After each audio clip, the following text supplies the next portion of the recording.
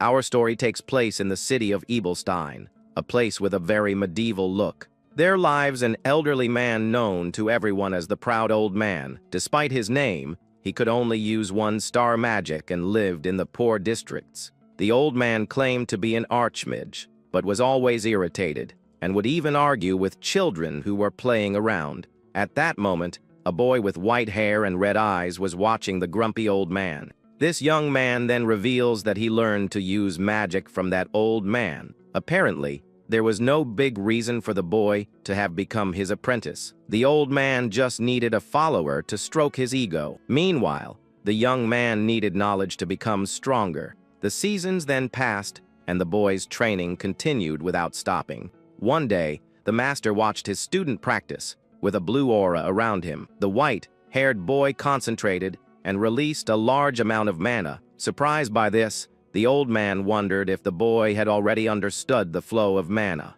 With his red eyes shining brightly, the protagonist showed an absurd amount of talent. He then extended his hand and created a powerful blue light with his energy. Right after, the boy cast a spell that took the form of a sword of light. The attack flew quickly and hit a wooden wall head-on. After the powerful spell, the young man was exhausted while his master watched him. The old man was shocked by what he saw and broke into a cold sweat. Even while doing chores for the old man, our protagonist remained determined to learn. Even with his talent, the young man became a one-star mage in just 1 year of training. But the old man said that was nothing, as nobles reach 3 stars before coming of age. He said that a commoner like the boy would never reach that level and would give up at 2 stars. The master always said that bloodline was everything and that the boy's effort was useless. At this, the protagonist wondered if the old man said that out of envy for things he couldn't achieve. That night, the boy stayed by his master's side near the campfire for a long time. The next day, a heavy rain began to fall nonstop over the city, and when the young man returned home, he found his master lifeless on the floor. The old man's body was covered in bruises, so he had clearly been attacked. Initially, he thought the old man had gotten into a fight somewhere and ended up on the losing end. But later, the boy discovered that his master had actually been attacked by the guards. With that, the young man buried the old man's body in a shallow grave with a wooden cross. Apparently, the master was caught trying to take a 2-star magic book from the warehouse. He didn't understand why the old man would do that, and at that moment, a blue screen appeared. That old man who talked so much about noble bloodlines ended up doing something unthinkable. The system said he had mastered the basics and could now choose his primary school of magic. 4 years passed, and the boy revealed that he wasn't actually from that world. During that time, he met a very skilled woman named Katia Flameheart. She was from a bankrupt noble family and a 3-star mage wanted by mercenaries. So she started working for a company and taught the young boy magic. Our protagonist learned many things from Katia, who was a 3-star mage. One day, they were talking in a tavern called Beldern's Tears. The woman said it's natural for a mage to have ambitions and that the young man named Derek has talent. But she warned him that excessive greed would only delay his achievements in the future. The white-haired protagonist agreed with his master and said he would remember that. Then the mage asked her student to close his eyes and concentrate to feel the mana. She instructed him to feel the origin and flow of the energy and to manifest whatever he imagined. With that, the boy obeyed his teacher and released a powerful blue aura from his body. The master realized he had an absurd amount of mana and very stable control. At that moment, the boy's eyes glowed a shade of purple as the energy flowed. The woman was impressed by the amount of power he was releasing at once. Suddenly, a large explosion occurred outside the tavern, startling everyone. The people inside panicked and wondered what was happening. The boy was also startled by the commotion and looked at his hands, not understanding anything. Seeing this, his master quickly grabbed his hand to try to calm him down. She then told the young man not to say anything and to just follow her out of the place. Outside, some guards were gathering because they heard the loud explosion coming from there. The mage then led her student through an alley to avoid meeting the city soldiers. The young man continued to follow the woman, not understanding what had just happened. At that moment, she stopped and told the boy to listen carefully. to what she was about to say. The boy agreed and waited attentively for his master's words. The woman explained that nobles are sensitive about their privileges, and magic is the greatest of them all. She continued, saying that innate power is a blessing only for the nobility, and the few commoners who reach that level dedicate their entire lives to it. With that, the mage revealed that he had used a two-star illusion spell called auditory hallucination. So at 14 years old, he became a two-star mage, and the system confirmed his new skill. After that, Katja continued to teach him various spells and tell him about high society. A year passed, and the woman had to leave, leaving the young man behind. Apparently, Count Elvester's family had appointed her as a private tutor. This was an offer that the mage simply could not refuse. Being a magic teacher for a noble family of that caliber was a blessing for anyone. As a farewell gift, she left a two-star magic book for the boy. The protagonist then took the book his master gave him and began to study on his own. A year later, he learned two more two-star spells on his own. With a determined look, the young man showed that he wasn't going to stop there. At 16 years old, he had no intention of stopping, and a man called out to him in the tavern. The man asked the boy what kind of job he was looking for. He then revealed that it was a request from the family of Grand Duke Duplain. The young man was surprised and wondered why such an important family would seek them out. But the man said the important thing is that the Duplain family spends gold like it's water. He said that if they could get a connection with them, they would have more opportunities in the future. The young man then asked what they wanted the company to do. The man replied that they just needed to hunt some monsters on the outskirts of the Grand Duchy. Our protagonist found that very suspicious and became thoughtful about the job. With that, he refused to do the job, and the man shouted for him to wait. The white-haired boy said he doesn't do suspicious jobs and to call someone else. But the guild master complained that they needed a mage and that they are rare nowadays. The young man still wondered why they would need a mage to hunt a few monsters. The white-haired boy then turned around, annoyed by his boss's insistence. To convince him, the man offered a gold coin as an initial payment. Upon seeing the money, the young man seemed to reconsider his boss's proposal. At that moment, a gentleman with a monocle and a mustache appeared on the scene. With him were two women, an older one and a hooded one. The guild master then introduced the boy to his new clients, but the old man said that a child who hasn't even had his coming-of-age ceremony is no good. The boss tried to defend the young man, saying he is the most skilled mage he knows.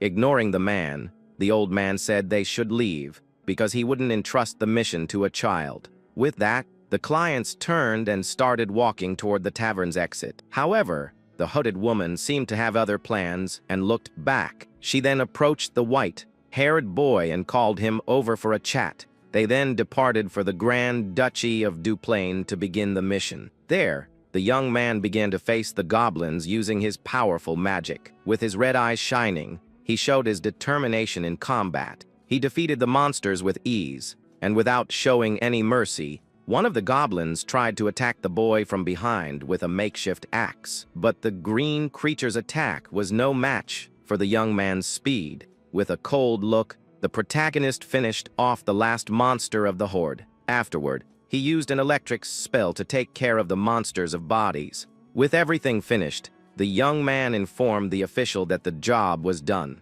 The old man and the woman observed the scene without showing much surprise. The hooded girl then commented that he dealt with all of them very quickly. Back at the tavern, the white-haired boy met a fellow guild member. The blonde girl accused him of having become the noble's little dog. She yelled that even though they were commoners, they shouldn't lower themselves for the nobility. The young woman then asked how much they paid him to throw away his pride. The guild master held up one finger, and the girl got angry, thinking it was 1 silver coin. But with a mischievous smile, the man revealed that she was mistaken. He then said that it was actually 1 gold coin, and the girl was shocked. With that, the young woman begged for them to let her grovel before them too. That night, the young mercenary reflected on the day's events. The girl who caused the scene was now passed out while the boss asked about the job. The white-haired young man replied that it was no big deal, and he just hunted some goblins. But the boy then revealed that the 3 clients were actually lying about everything. Surprised by the revelation, the guild master didn't understand the situation. He explained that a noble official should have youth and social skills, but the old man had neither, and the woman who claimed to be a maid had hands that were too clean for someone who does heavy labor. When he was about to talk about the inspector's apprentice, his boss interrupted him by calling his name. The young man then looked at his superior with a serious expression on his face. The man said that they are mercenaries and just need to do the job and get the money. Although suspicious, the boy agreed with his boss's words and accepted the situation. The boss finished by saying that in the wild, only survival matters and the rest is worthless. The next day, they returned to the Grand Duchy of Duplain to finish the job. The young man informed the clients that the area was clear and the goblins wouldn't be back for a while. With the job done, the guild master asked the old man about the final payment. At this, the client handed over 2 shiny gold coins as a reward for the service. The man got excited about the money and showed the 2 gold coins to the boy. Seeing that scene, the man with the monocle cleared his throat to get their attention. He said that he greatly values the young man's skills and would like to make a new request. The guild master then jumped into the conversation and asked what he wanted with his subordinate. The man revealed that the Grand Duke was offering 15 gold coins for the job, leaving everyone shocked. The man with the monocle then asked if the young man would accept the new mission. Without hesitating for a second, the white-haired boy agreed to the proposal. With that, they took a carriage and departed for the Grand Duke's residence. Soon they arrived at the Duplain family mansion, a giant and luxurious place. The guild master was impressed by the size of the noble residence. Before they entered, the old man said he needed to formally introduce himself to them. He revealed that his name is Dellin, and he is the head butler of the estate. The guild master became nervous, not knowing what to do in that situation. Next, the older woman introduced herself as Katerina, the head housekeeper. Embarrassed, Jaden introduced himself as the leader of the Beldern mercenary company. The young man thought that he had expected this, but their positions were quite high. At that moment, the hooded girl, who had been quiet, began to move. Seeing this, the guild master wondered who that last person could be.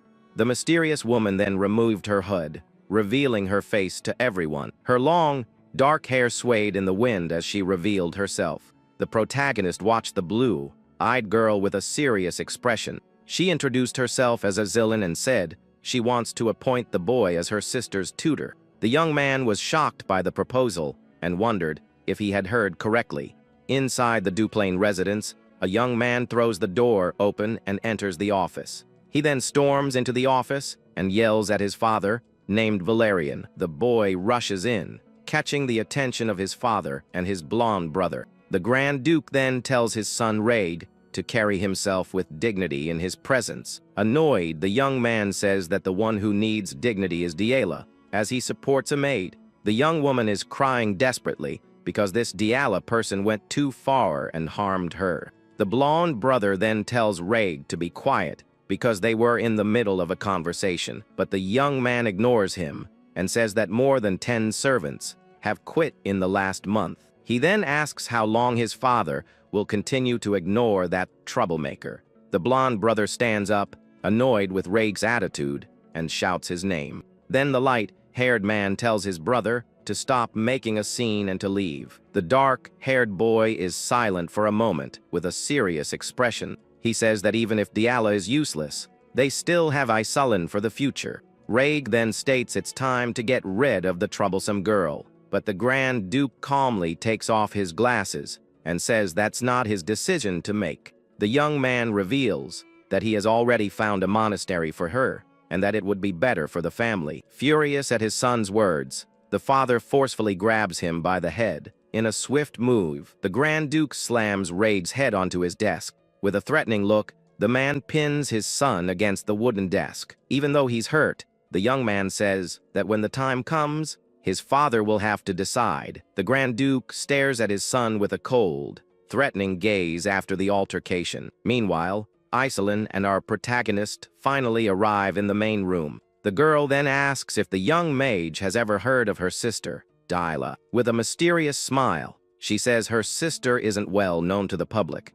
At that moment, the large office doors open, and they enter the room. Inside, they find Reg with an injured face and his blonde brother. The light-haired man greets Iselin and asks how her stay was. The young woman replies with a smile that she lived comfortably, thanks to his care. Then the older brother says that Reg is hurt, and that they can talk later. With his red eyes, the protagonist observes the whole situation in silence. The blonde man places a cloth on Reg's head to tend to his injury. The white-haired boy continues to analyze the strange dynamic of that family. Then he notices the maid who was with Reg, crying in a corner of the room. The young mercenary becomes thoughtful, trying to understand what is happening there. Back in the office, the Grand Duke says he is happy to know his daughter is well. Iselin thanks him and introduces the boy as Diala's new magic tutor. The family patriarch then puts on his glasses and stares at the white-haired young man. The girl says that since he's busy,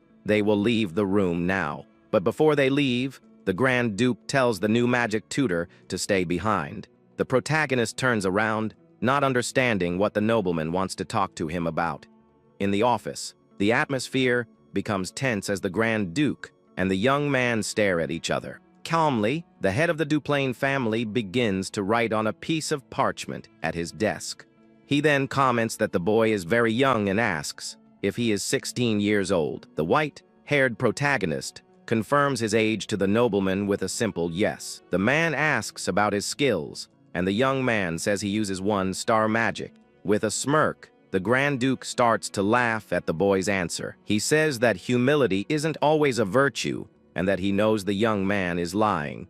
Seeing that he's been found out, the white-haired boy just remains silent. Then the nobleman releases his aura, and the young man realizes he is a 5-star mage. The mercenary apologizes, but the Lord says he understands, as having too much talent can be a bad thing. The man comments that based on his clothes and age, the young man doesn't look like a magic tutor. Without hesitating, the white-haired boy reveals that he is actually a mercenary. The nobleman says he trusts his daughter's choice and will allow him into the annex. He dismisses him, but the young man interrupts to ask one last question. The Grand Duke then allows the boy to say what he wants to know. The young man says that his duty as a mercenary is to ensure that Lady Diala learns magic. He explains that the mission is to get the girl into high society. The man then asks why the boy is stating the obvious to him. At this, the young man reveals that he actually has a very serious request to make. The Grand Duke is intrigued by the boy's boldness and waits to hear the request. Meanwhile, elsewhere, a plate is thrown forcefully against the floor. At the noise, the maid cries out in shock and cowers in fear. The servant apologizes several times, but the girl treats her with great contempt. The young noble then tells the maid to get lost and threatens her not to show her face again.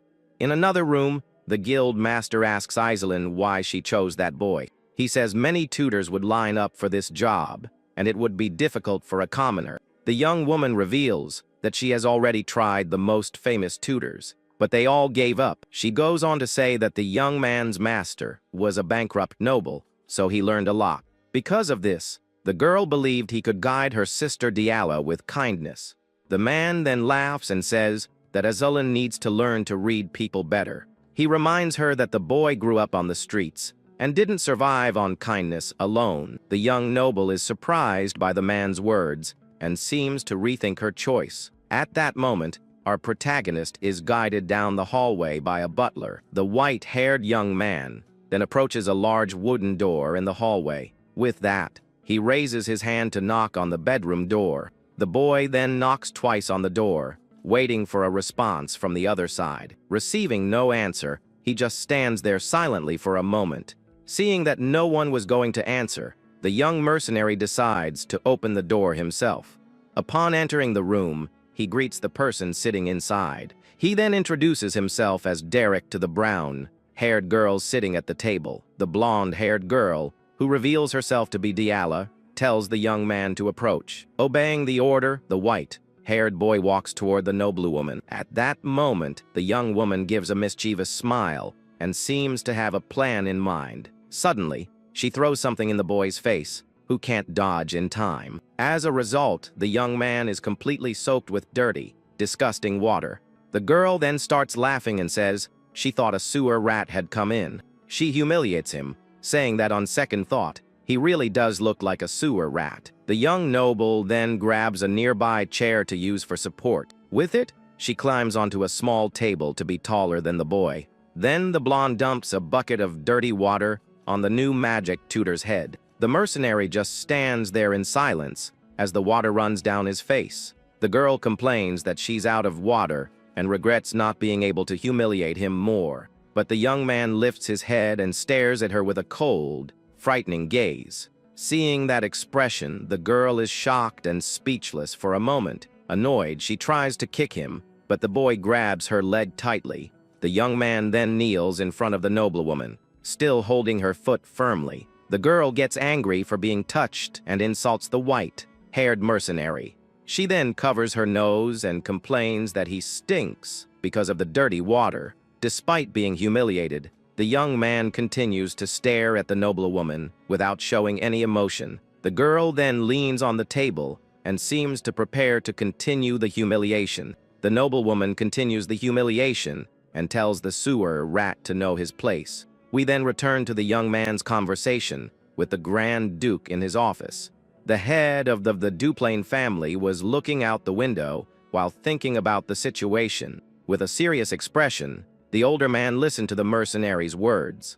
The boy says that Diala's problem is not a simple one and makes a request to the Lord. With his red eyes, he asks how much authority the nobleman will grant him. The Grand Duke then stares at the white-haired young man, analyzing his bold request. Back in the present, the blonde girl's face is red, and she's in shock. Apparently, the young man lost his patience and gave the spoiled noblewoman a firm tap. He then looks down on her with a cold expression and no regrets. Shocked, the girl puts a hand to her face, unable to believe what just happened. With his red eyes glowing, the mercenary tells the young woman to get up. At that moment, he remembers a conversation from 3 years ago with his master.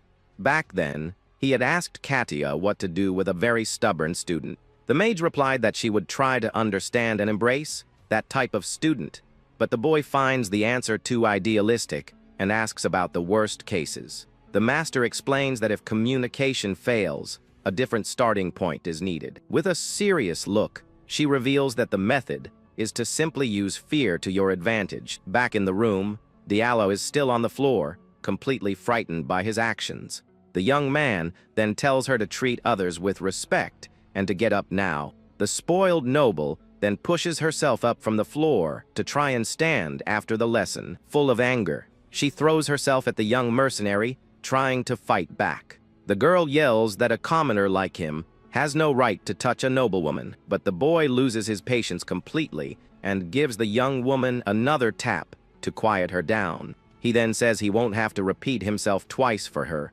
either. With a scary smile, the noblewoman seems not to understand what he is saying, so she yells for the butler and accuses the young man of harming a lady of the nobility. At this, the head butler and the maids come running and ask if she is okay. The old man scolds the boy and says the Grand Duke will find out what he did. But unfazed, the white-haired young man just takes out a parchment he was keeping. He reveals that the Grand Duke gave him full authority over the girl's education.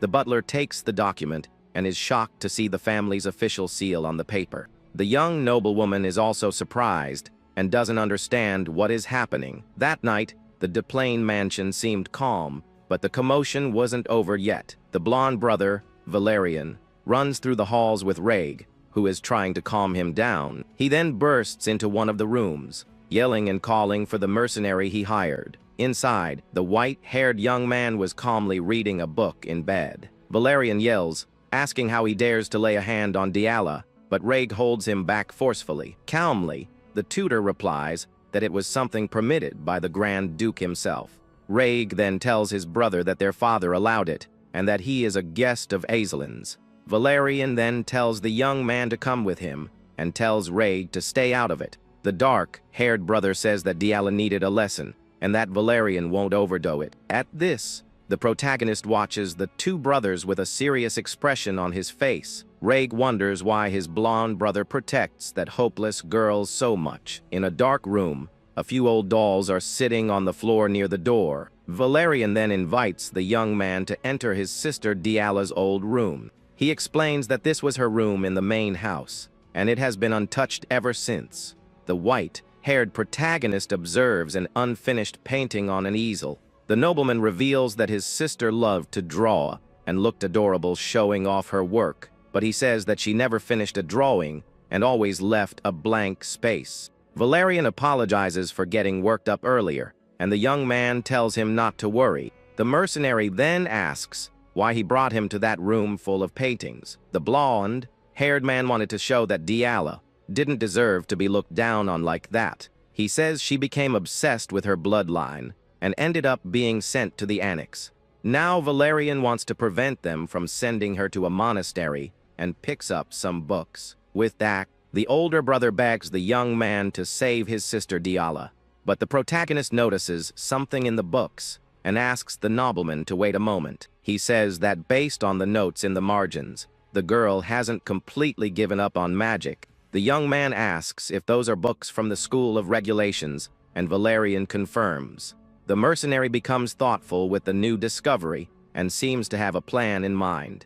The young mercenary then observes one of the landscape paintings in the girl's room. With that, he picks up one of the theory books that were there and seems to make a decision. Then he says he's going to try his new plan and hands the book to the noblewoman's brother. That same night, the annex of the grand mansion was completely silent and dark. In her room, the young Diala was sleeping peacefully in her bed without noticing anything unusual, but suddenly, a bucket of very cold water is thrown forcefully to wake her up. The girl then wakes up screaming desperately with the ice-cold water all over her face. The new tutor asks with a cold gaze if she was serious about sleeping. Confused and very annoyed, the noblewoman asks if the mercenary has gone completely crazy. He then grabs her by the arm and says they need to go somewhere important.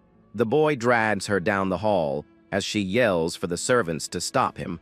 Under the bright moonlight, the young man takes the noblewoman out of the mansion by force. He drags her along a dirt path, away from the Duplain family residence. Arriving at a secluded spot, the tutor throws her forcefully onto the dirt ground. The girl yells angrily and asks who he thinks he is to dare to teach her. The young man asks if she wants to hear an interesting fact, and she gets confused. With a smile, he reveals that he's not going to teach her magic, and that he just enjoys roughing up nobles. Shocked by the revelation, the girl asks what he just said to her. He continues, saying that being a tutor is just an excuse for his wicked plans. Then the mercenary gets closer and says, it's an excuse to deal with nobles like her. With that, he draws his sword and says the screams of nobles are quite beautiful. The girl then asks, frightened, if he thinks he'll get away with this. With a smile, he says yes, because she's going to a monastery, and no one would believe her. The mercenary says that in the worst-case scenario, he can atone with his life, since a commoner's is worthless. He continues, saying he could just run away, and would be doing the family a favor by getting rid of her. Completely terrified, the young noble thinks she's done for if she gets caught by that man. With that, the blonde-haired girl starts running desperately to escape the danger. She thinks she needs to lose him in the forest, because he would easily catch her in the open field. The young woman knows the forest well and plans to get back home through it, but she ends up tripping. She then thinks that he's the one who's in trouble, but suddenly something catches her attention. A huge fireball appears in the sky, illuminating all the darkness of that night. The white-haired young man then launches the powerful spell in the direction of the forest. Startled, the girl turns around and realizes that it's a fireball spell. The magic tutor holds the sphere of fire with a serious and determined look. With a mischievous smile, the mercenary shows that he's not playing around. At this, the powerful fire magic flies quickly toward the frightened girl. The reflection of the flames shines in the noblewoman's eyes as the attack gets closer. With a scream of terror, the girl is thrown back by the impact of the explosion. A large fiery explosion happens right behind her, destroying everything around. Fallen on the ground and in a total panic, the young noble can barely believe what she saw. With a frightening smile, the mercenary says he missed his shot on purpose. The full moon lit up the night as the chase continued through the dark forest. Because of this, the young noblewoman ran desperately to try and save her own life. On her face, the girl showed a mix of fear and determination to escape, but in a moment of distraction, she ended up tripping over a tree root in her path. From the trip, the blonde girl fell hard onto the dirt ground, unable to protect herself. Fallen and exhausted, she could barely stand and only stared at what was coming toward her. Suddenly, a powerful blue energy arrow appeared and flew at high speed. With a focused look, the magic tutor prepared his next attack without any hesitation. Then, the energy arrow zoomed right past the noblewoman, who was lying on the ground. The young girl was in shock and couldn't react after seeing the magical attack pass so close to her. The mercenary then praised her movements and said it was hard to believe she stayed in the annex. Out of breath, the girl just stared at him in silence, completely confused. Then she stood up and started running back into the forest, while the young man watched her. With a slight smile, the white-haired tutor seemed to have everything under control. The noblewoman wondered how long she would keep running and if she would ever manage to escape that place. Suddenly, she seemed to have a big realization and stopped running for a moment. Meanwhile, the boy used his magic on a puddle of water along the path. He then observed the trail in the dark forest that the blonde girl was following. The young man confirmed that it was the forest he saw in the paintings and where she used to play. He understood that she felt the energy of nature and transferred it into her paintings.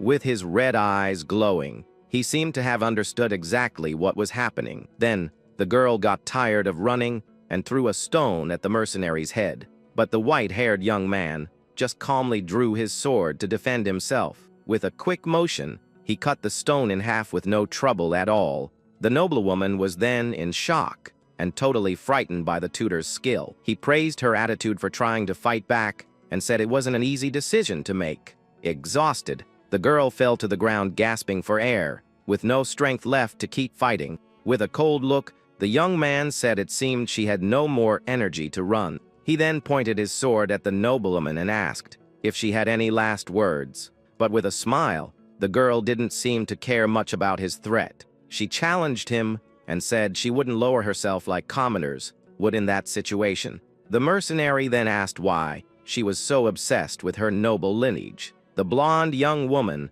just lowered her head in silence for a moment. She revealed that if they took away her noble status, there would be nothing left for her. Angrily, the girl began to shout desperately about magic and her failure. With tears in her eyes, she screamed that he didn't know how much she had tried and failed. The white-haired tutor just watched the young noblewoman's outburst in silence. She went on to say that she failed at magic, at painting, and at everything she tried to do. Desperate, she asked what else was left for her besides her noble lineage. The girl then fell to her knees and wondered what she was without her social status.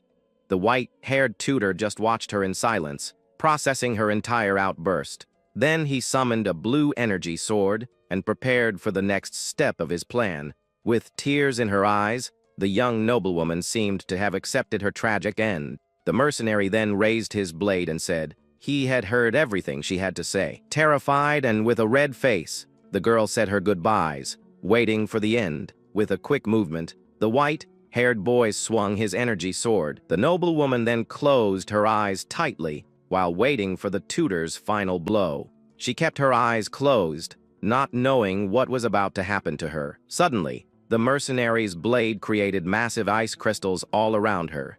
The young girl opened her eyes and saw the ice crystals forming everywhere. Then, the boy created an ice barrier around that noblewoman without hurting her. The girl looked at her hands and wondered if that was some kind of magic. With his plan complete, the white-haired young man then put away his energy sword. He apologized for his rudeness and praised the girl's hard work. The young noblewoman remained in shock, not understanding what had just happened there. The tutor explained that it was just a manifestation of mana and that she did well. Because of this, The girl couldn't hold back her emotions and began to cry uncontrollably. She screamed and cried desperately, releasing all the frustrations she had been holding inside. The mercenary just watched from a distance, while the young woman let it all out. The full moon in the sky then illuminated the end of that intense nightly lesson. The tutor reveals that she belongs to a wild magic school, and the girl is confused by the information. While bandaging her leg, he explains that the learning process varies greatly between different orders of mages. He goes on to say that trying to learn the wrong theories is like forcing your body into clothes that don't fit at all. At that moment, the young noblewoman asks how he discovered she was part of such a rare magical lineage. The white-haired young man says he saw the paintings she made and noticed something very special in those strokes. With a serious look, the mercenary states that she felt the energy of nature and ended up transferring all of it to the canvas. He then explains that mages of this type feel natural mana since they were children, which is why she was always different from others. The blonde girl is in total shock as she realizes her hidden talent has finally been recognized by someone. As soon as he finishes the bandage, the young man says the job is done and now she can walk with less pain. But the master warns that she has only taken the first step and that the real training will begin tomorrow. Suddenly, the blue-eyed girl calls his name while watching him walk away down the dark path. Even though she is embarrassed, the young noblewoman thanks him for his help and shows that her view of the young man has changed. The protagonist just listens to her words in silence, without showing any exaggerated reaction at that moment.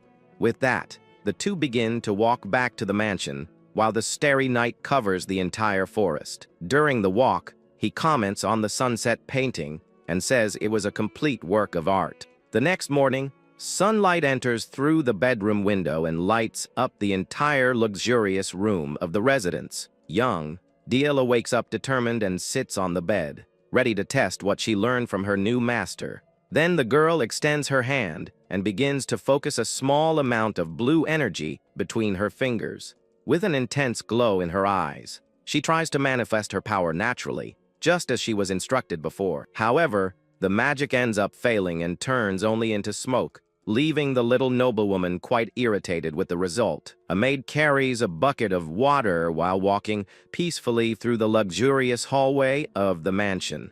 At that moment, the young blonde girl suddenly opens the door and scares the distracted servant, who almost falls. Startled, the bucket slips from her hands and the water splashes everywhere on the hallway carpet. The dirty water hits the young noblewoman's dress directly, leaving her frozen in that unexpected situation. Desperate, the employee begins to apologize frantically for making such a serious mistake in front of her, but the girl just stares at the woman with a cold look, without expressing any kind of emotion or immediate anger. Then the servant kneels and begs for forgiveness, fearing she will be mistreated by the mistress, as she was in the past. Surprisingly, the girl just tells her to be more careful and continues on her way as if nothing had happened there. Because of this, the maid is in total shock and wonders why she didn't get a slap or a shout from the spoiled girl. As her other colleagues approach curiously, they try to understand what changed in the young mistress's strange behavior. In another room, the white-haired tutor sleeps peacefully, enjoying his rare moment of rest and great peace. Suddenly, violent knocking on the door wakes the young man, who complains about the infernal noise so early on his day off. He then opens the door while rubbing his eye and trying to understand the reason for all the shouting in his ear. At that instant, the blonde girl appears accompanied by the butler and demands that the magic lessons begin at this exact moment today. The gentleman with the monocle is shocked to discover that the young girl finally managed to manifest her mana alone in her room. With a determined look, the student orders the mercenary to teach her quickly because she is very anxious to progress soon. But the young man simply closes the door in their faces and tells them to come back only in the afternoon because he wants to sleep. At this, the butler begins to cry with joy seeing that his mistress has finally decided to take her studies seriously. Irritated by the dismissal, the girl begins to pound on the wood and screams for that person to open the door right now. Even with all the scandal outside, The white-haired young man goes back to bed and decides to ignore the little brat. The day dawns radiantly over the enormous mansion of the noble family, while the sun shines in the blue sky. Then we hear the sound of firm footsteps echoing through the luxurious corridors of that immense property. Two maids comment in surprise that Lady Diela hasn't broken a single plate all day. Because of this, rumors spread, and everyone finds out that the girl finally managed to use her mana. At that moment, someone approaches the servants as the sound of boots gets louder and louder. The dark-haired young man stops and asks what the two of them were saying about his sister just now. Meanwhile, the patriarch of the family continues, writing calmly on a parchment with his quill. In the office, the Lord receives his children to discuss the news about the little girl's magical progress. The Grand Duke states that it is his excellent news and seems satisfied with his daughter's progress. But the young man with green eyes says it is still far too early to celebrate such a simple achievement. Irritated, the blonde brother yells at Rhaeg for not being able to give a single compliment to his own sister. At that instant, the father observes his son's argument with a serious and very attentive look from behind his glasses. He remembers that the girl caused many problems in the past, and they shouldn't cancel her trip to the monastery.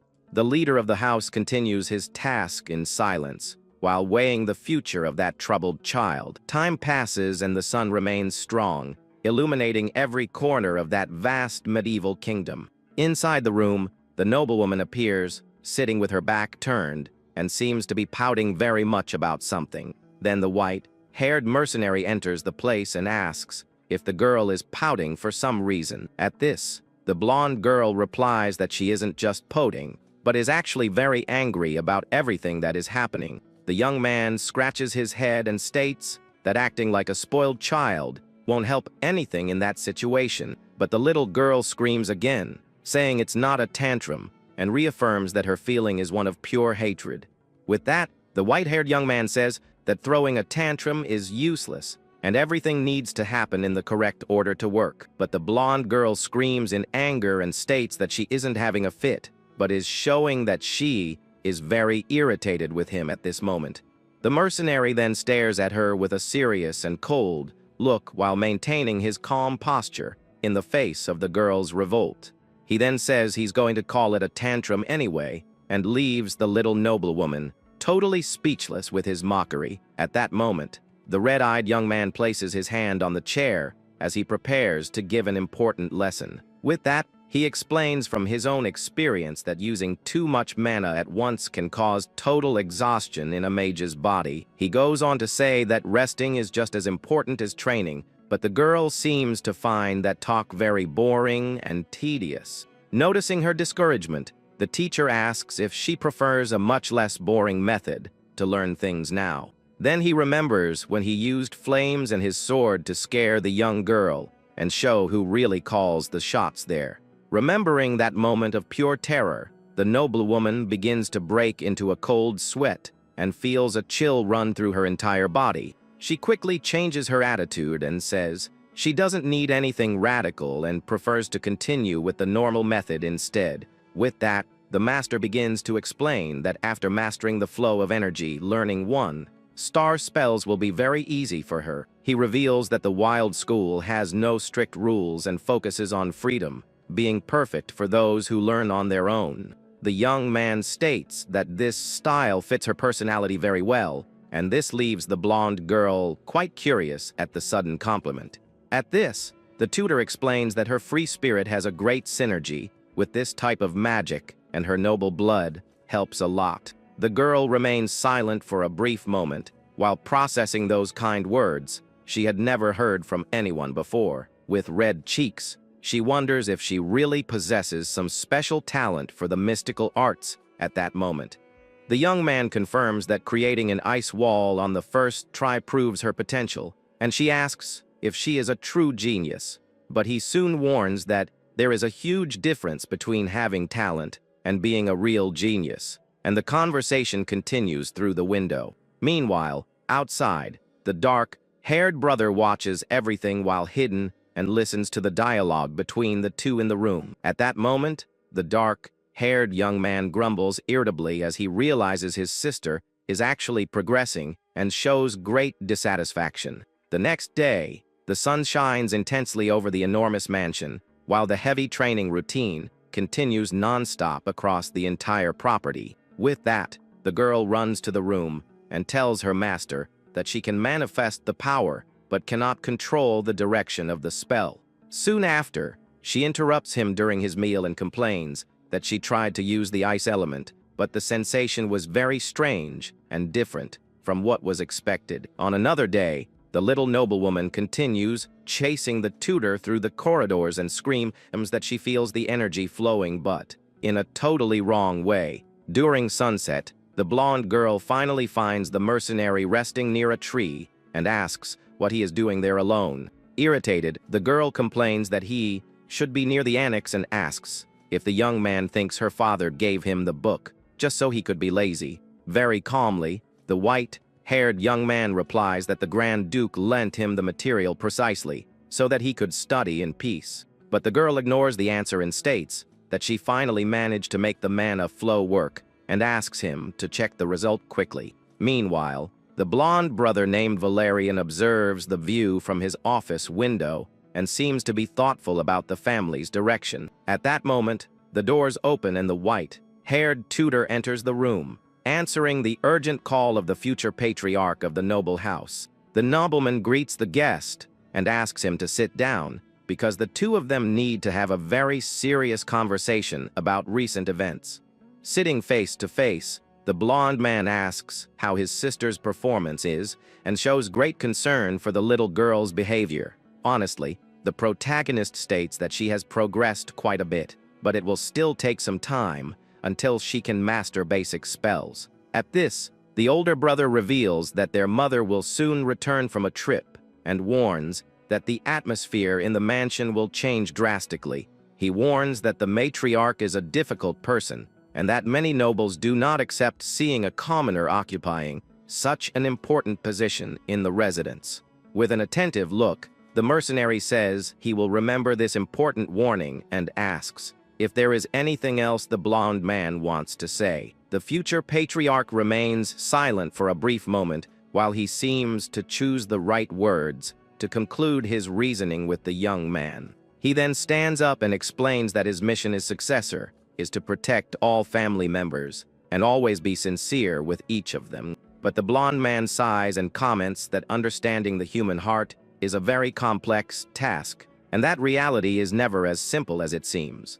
The white-haired young man asks what the nobleman's point is with all that strange talk. At that moment, the blonde brother raises his fist and seems very emotional remembering the family's past. He reveals with great sadness that little Diala no longer wants to play with him like she used to. The mercenary watches the man's drama with an expression of someone who doesn't understand anything that is happening. The blonde man continues his story, saying that his sister was like a perfect angel when the two were still children. While the nobleman makes his scene, the protagonist just drinks his tea calmly, not caring about his crying. Then the hare asks if there is a way for him to win back the little girl's affection somehow, but the tutor questions why he is being consulted about such a personal and weird matter. Suddenly, the girl's voice echoes through the mansion as she screams, desperately looking for her magic master. The man ignores the previous question and shows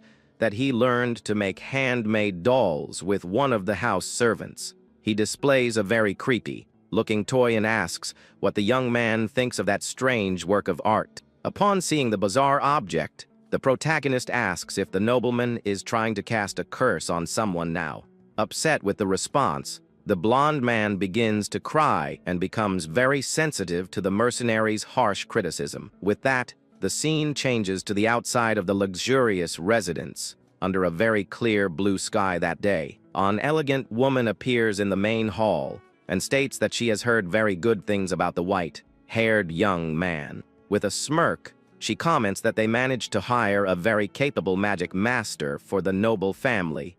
The lady introduces herself as Mariella and says she intends to send a beautiful gift to the young man's homeland. At that moment, the young man reveals that he does not belong to any noble house or specific territory of any lord. The woman is in total shock and is startled to hear that the little girl's teacher is actually just a commoner. The sun shines brightly over the luxurious residence of the noble family, indicating it will be a long day full of surprises for everyone there. In the main hall, the young mercenary is surrounded by several maids and a very elegant lady who watches him closely. With a smirk, the woman comments that she has heard great things about the skills of the household's new magic tutor. She introduces herself as Mariella and says she plans to send a beautiful gift to the white-haired young man's homeland. But calmly, the red-eyed youth replies that he doesn't belong to any noble house or a specific lord's territory. The lady is in total shock and wonders if she heard correctly what the guest just said to her face. The protagonist maintains a serious expression and states clearly that he is just an ordinary commoner. At that moment, the woman's face twists into an expression of pure horror upon discovering the teacher's true origins. Going back 1 week in time, we see a luxurious carriage parked right in front of the noble family's massive mansion. With that, young Aselin talks to the mercenary and says she made the right choice in bringing him to her territory, but she explains that she needs to return to Eberstein to handle urgent matters and will leave Delilah under the young man's care. The white-haired youth simply agrees to the order, showing he is ready to fulfill his mission without complaint. Then, the guild leader appears laughing and puts his hand on his subordinate's shoulder while making a joke about his response. He gets into the carriage with the noblewoman and tells the boy to finish the job quickly before someone shows up to cause trouble. The carriage then begins to pull away from the property, leaving the protagonist alone to deal with such a complicated family. But suddenly, the dark-haired girl puts her hand to her face as she realizes she forgot to tell him something very important. With a worried expression, she warns that her mother will return next week and that she forgot to give him a warning about her.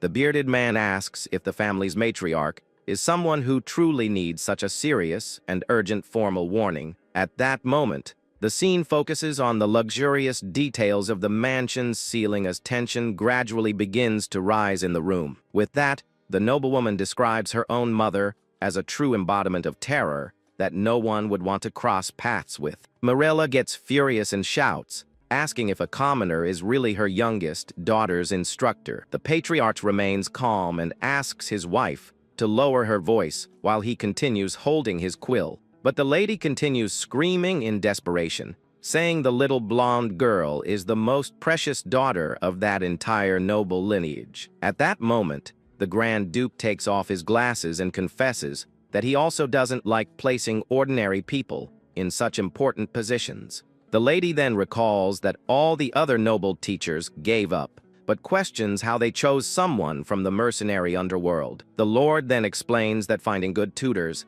is difficult and reinforces that the white-haired young man was a direct recommendation from their daughter, Aselin. With that, the woman begins pacing the office and says there must be at least a minimum standard of quality for that service. Then she suggests bringing in her own brother, named Flam, to teach the little girl now that she has finally managed to manifest her magic energy. The ruler asks if she wants to take a commander from the border to be a private tutor, and if she thinks managing the duchy is a joke. But the matriarch shouts again, stating that Everstein's high society is a true and very dangerous battlefield for young people. With that, she points her finger and says she doesn't want to see her daughter become a laughingstock at the grand debutante ball because of a nameless master. At that moment, the large office doors open, and someone enters to interrupt the heated argument between the noble couple. The blonde son, named Valerian, asks his mother to calm down, says she didn't come there just to fight with her husband.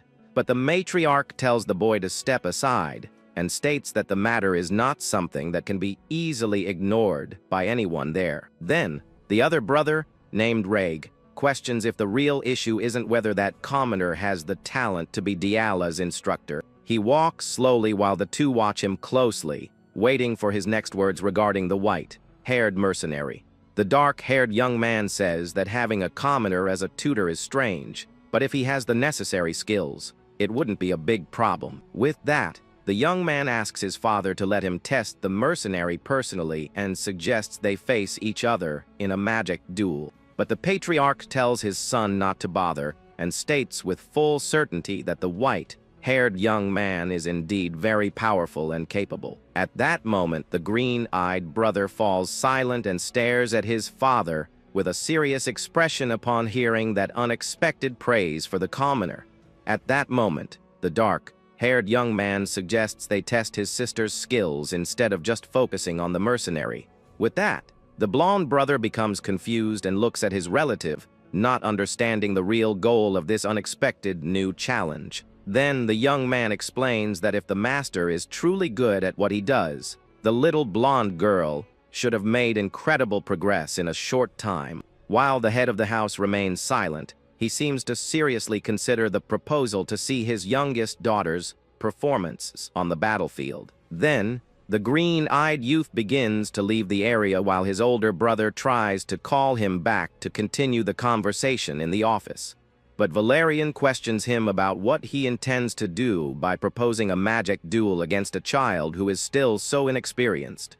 The young man in black asks if the blonde one really believes the little girl has changed her ways and forgotten all about her troubled past. At that moment, the heir states that she is still their only sister and that the family's blood bond should be protected. With an ironic smile, the younger brother scoffs at the term flesh and blood, showing that he no longer feels any affection for the girl. He shouts that the girl's behavior will destroy the noble lineage's name as soon as she is introduced to all of high society. Faced with these harsh words, the blonde brother becomes worried and wonders if his brother's hatred for the little girl has any real and dark foundation. At that moment, the young man states that she was the one who crossed the line first and that she should remain hidden from the whole world. In that annex, the future patriarch simply watches his relative leave while feeling the atmosphere inside the mansion grow increasingly tense. As soon as he leaves, the commotion in the office dies down, but the uncertainty about what will happen in the duel remains in the air for everyone. Meanwhile, a small bird rests on a tree branch outside, indicating that a new morning has begun at the luxurious residence. Suddenly, the little blonde girl bursts into her master's room screaming, showing she is very furious about something she just discovered. The white-haired young man continues reading his book calmly and wonders what the reason is for so much noise so early in his room.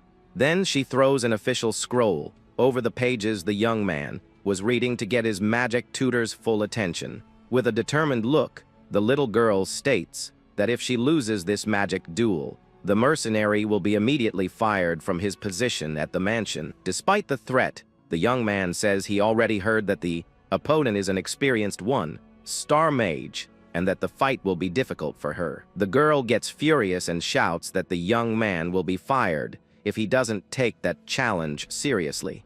At that, the mercenary calmly replies that he only does the work he was paid for and nothing more. He adds by saying that he has already received a great initial payment, so he doesn't care much about the rest. With that, the blonde girl is in total shock and asks if her instructor is being serious about this. 1 week passes, and the Grand Duchy's flag waves strongly, indicating that the day of the duel has finally arrived. The training courtyard is ready as the noble family and servants gather to watch the match. At that moment, the patriarch walks with authority, accompanied by his wife, who still seems quite irritated with everything. The white-haired young man bows respectfully and announces that the Lord and his entourage have just arrived. He maintains his calm and professional posture, even in the intimidating presence of all those powerful nobles. The father observes the young man and wonders if he is so confident for some secret reason. Sitting on his throne, the Lord thinks that someone with such courage should not be dismissed quickly. Firm footsteps echo through the area as the opponent approaches the battlefield with a deadly gaze. The dark-haired brother walks with his cape swaying, showing that he is ready for the confrontation. With a cold look, he states that this is no simple duel and that he intends to crush his sister. Then, the young man climbs the steps and promises he will make the little girl bitterly regret her entire past. The little noblewoman takes her position on the battlefield as the atmosphere turns heavy between the two siblings. Wearing her red hood, the girl shows a focused expression and seems ready for the fight of her life. But she is startled by what she heard and asks if her master truly doesn't care about anything besides money. Then he explains that her mana has already stabilized and that soon she will be able to cast powerful spells. At that, the instructor states that she has noble blood running through her veins, leaving the young girl completely speechless. He reinforces the wild school focuses much more on self-study than on receiving constant lessons from someone else. Then the girl shouts in annoyance, wondering why the tutor is saying all those strange things at that exact moment. The young mercenary simply listens to the little girl's venting with a calm and very peaceful expression on his face. Looking down, the blonde girl admits she knows she isn't the best student, but she shows she is being sincere now. Then she cries and says she wants to continue learning from the white-haired young man because she won't accept any other teacher in his place. The master remains silent for a brief moment while observing the determination and deep sadness in his student's eyes. With that, the Ride youth begins putting on his glove and mentions that he has never participated in a formal noble duel before, but he states he can teach her how to win a real fight and asks if the little noblewoman truly wants victory today. At that time, everyone said that young Diala had no talent for magic and that even famous tutors gave up on her. People commented maliciously that the Duplain lineage had already passed its prime and that the youngest only knew how to throw tantrums. Some said it would have been better if she had never been born, but the girl shows a fiery look and asks for help to win. At that moment, the little girl walks toward the battlefield with her red cape swaying under that morning's radiant sun. He watches closely and realizes she is not there as a sister or as the youngest daughter of an important family. The girl takes her position with an intense sparkle in her eyes, because now she sees herself only as his disciple and a true mage. The scene changes to a flag with a symbol waving at the top of a pole. At that moment, the young woman in the red cape faces her opponent in the middle of a stone arena. A gentleman with a mustache clears his throat to get everyone's attention. Then he explains that the duel will have advanced rules, and whoever activates their protection first loses. With that, the dark-haired opponent keeps a steady and very serious gaze on the girl, but the little one in the hood isn't intimidated and shows she's ready to start the fight. The magical item that ensures the fighter's safety glows as it floats in the air. Watching from afar, the white-haired young man thinks about the 10-minute time limit and how nobles spend their money. In that instant, the duelist begins to cast a powerful spell that makes the wind blow fiercely. The impact of the energy begins to sway the blonde girl's clothes, but she remains firm in her spot. With his hand outstretched, he concentrates a sphere of green light that grows with each passing second. The young man says he's sorry, but he's going to have to send her back home right now, unleashing a devastating attack. He launches all of that magic toward his small opponent. The blast of cutting wind moves forward, destroying everything in its path as she just watches. At that moment, the young woman's eyes reflect the glow of the attack coming her way. With agility, she makes a quick move and manages to escape the dangerous blow by ducking under it.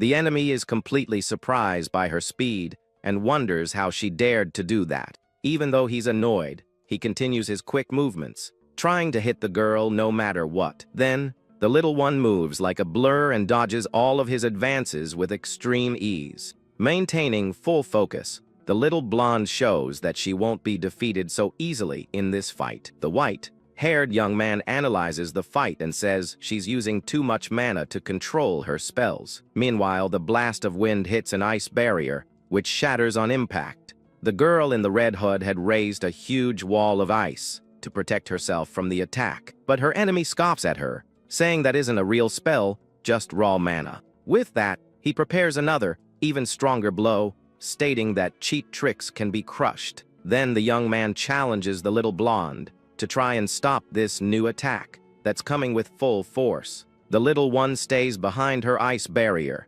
as the energy spheres fly in her direction. At this moment, we see a memory of the white haired boy talking to the girl. He explains that mercenaries don't care about honor and their only goal is victory. The young woman looks worried and thinks that people might dislike her, even if she wins the fight. He asks if she's okay with that, as long as she can reach her final goal. But the blonde girl yells with all her might, showing she's determined to do whatever it takes. Back in the present, the girl faces her opponent with a cold and very determined look. With agility, she runs alongside her ice wall, dodging the enemy's attacks. Then she looks back, and the narration explains that there are mercenaries who always win. The narration continues, saying that these people don't duel, they fight to win. The opponent is surprised to see the little one moving in an unexpected way. Using her magic, the girl slides across the ground, and the narration explains about using the terrain to your advantage. In this way, she uses any means necessary to achieve victory in the battle. Taking advantage of the enemy's distraction, she throws a shard of ice, hitting him squarely. With a furious look, the girl in the red hood concentrates her magic for the next move. But her opponent smiles confidently and declares that this is the end of the line for her. At that moment, the little blonde is surprised to see a new attack being launched in her direction. A blade of wind rushes forward, and she throws herself to the ground to try and escape the blow. The attack hits the ground and kicks up a cloud of dust that covers the entire view of the arena. Watching from afar, the white-haired young man remains calm and continues to watch the duel. A lady in the audience becomes frantic and shouts the girl's name with her hands over her mouth. With that, she asks for the duel to be stopped because the young fighter could get hurt. A man beside her tells her to sit down and says the fight isn't over yet. She argues, saying the girl was hit, but he states that the protection wasn't activated. The man continues with his serious and focused gaze on the arena, knowing something the others didn't see. Back to the white-haired young man. He remains seated on the bench, watching everything calmly. He thinks that she didn't even blink and wonders if this was all part of the plan from the beginning. Meanwhile, the duelist walks through the arena, searching for his opponent in the middle of the dust. He's sure the blow landed and doesn't understand why the protection wasn't activated. Confused, the young man looks from side to side, trying to find the girl who has completely vanished. Suddenly, the wooden floor beneath his feet begins to crack in a strange way. A huge ice spike erupts from the floor and hits him squarely, launching him into the air. From the impact of the surprise blow, the duelist falls to the ground without understanding what happened. He's shocked and realizes she's attacking from under the arena's platform. The opponent looks at the judge and wonders if being off the platform doesn't mean defeat. But the gentleman with the monocle just shakes his head no in response. The young man realizes that being underneath doesn't count as leaving and that no one would expect such a trick. Even so, he gets up from the ground, determined to continue the fight at any cost. More ice spikes shoot out of the floor, and he has to dodge to avoid being hit again. Several ice spears sprout from the platform, forcing the duelist to keep moving constantly. He starts to sweat and realizes it's hard to hit her if he can't even see her. Jumping into the air, he complains that there's no noble etiquette in this duel. Looking at the hole in the floor, the young man calls the girl's name with a worried look. At that moment, the little one in the red hood emerges from the hole, looking up at her opponent from below. The little blonde's eyes glow with an intense red light, showing her full fury. The young man recognizes that look and remembers when his brother Derek did the same. With a new understanding, he seems more serious and focused for the rest of the fight. He concludes that this strategy wasn't hers, but her brother's, who is watching from afar. The duelist adjusts his cape, preparing for the next phase of the battle. With agility, he dodges another ice attack that appears suddenly. Then he says he'll play along and follow the strategy they planned. The blue sky opens up over the destroyed arena at the end of the chapter. The lady in the audience is shocked and asks if the girl went into that dusty pit. She yells at her husband to stop the duel, but he says the young woman hasn't broken any rules. The bearded man in the audience watches the fight with a thoughtful and very serious look. Meanwhile, the girl in the red hood hides under the destroyed platform. With her eyes fixed, she says that now she can see everything more clearly. The the little fighter can finally see the flow of her opponent's mana. However, the young man begins to cast a spell and is surprised by the interruption.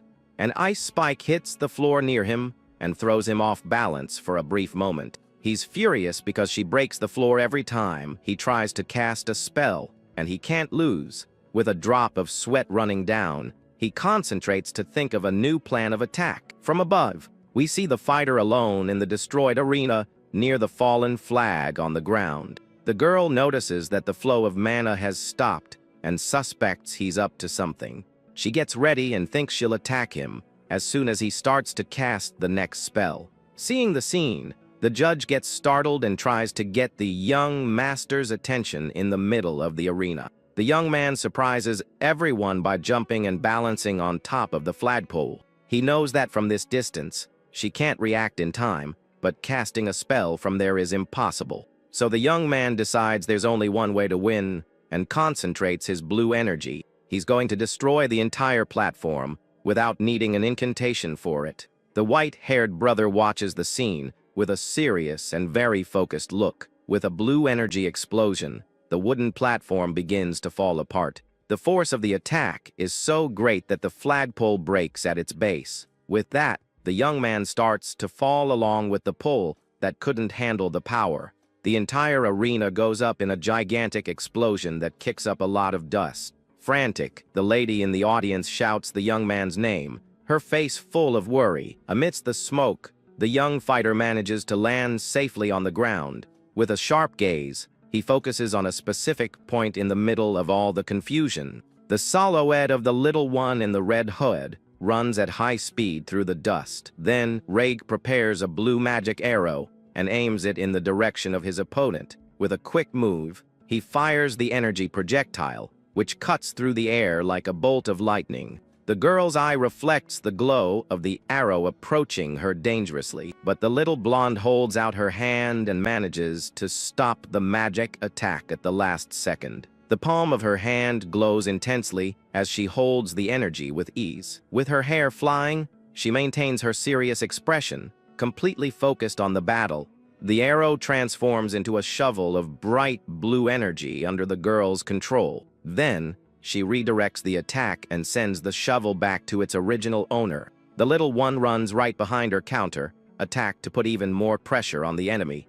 The young man thinks that if he lands one magic arrow, he'll get the advantage in the fight.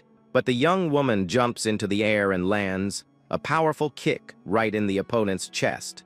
The two stare at each other up close as the blow lands squarely with great force. Rag falls to his knees, feeling the pain of the direct impact he just took. In that instant, the girl's hand grabs a handful of dirt from the arena floor. With a quick move, she throws all the dirt in her opponent's face. With that, the dirt hits the young man's eyes, and he cries out from the unfair attack. Then he kneels to clean his face, while the little one takes the chance to move away. The young man thinks she's out of mana, which is why she's using kicks and throwing sand. Then he understands that the girl is going this far to prove her worth in the duel. So he decides he'll face her with everything he's got, like a true brother would. A bright light shines in the blue sky, marking a change in the battle's atmosphere. The blonde-haired young woman faces her opponent, who is still recovering on the ground. With a hand on her head, she looks exhausted, but her eyes show she won't give up. At this moment,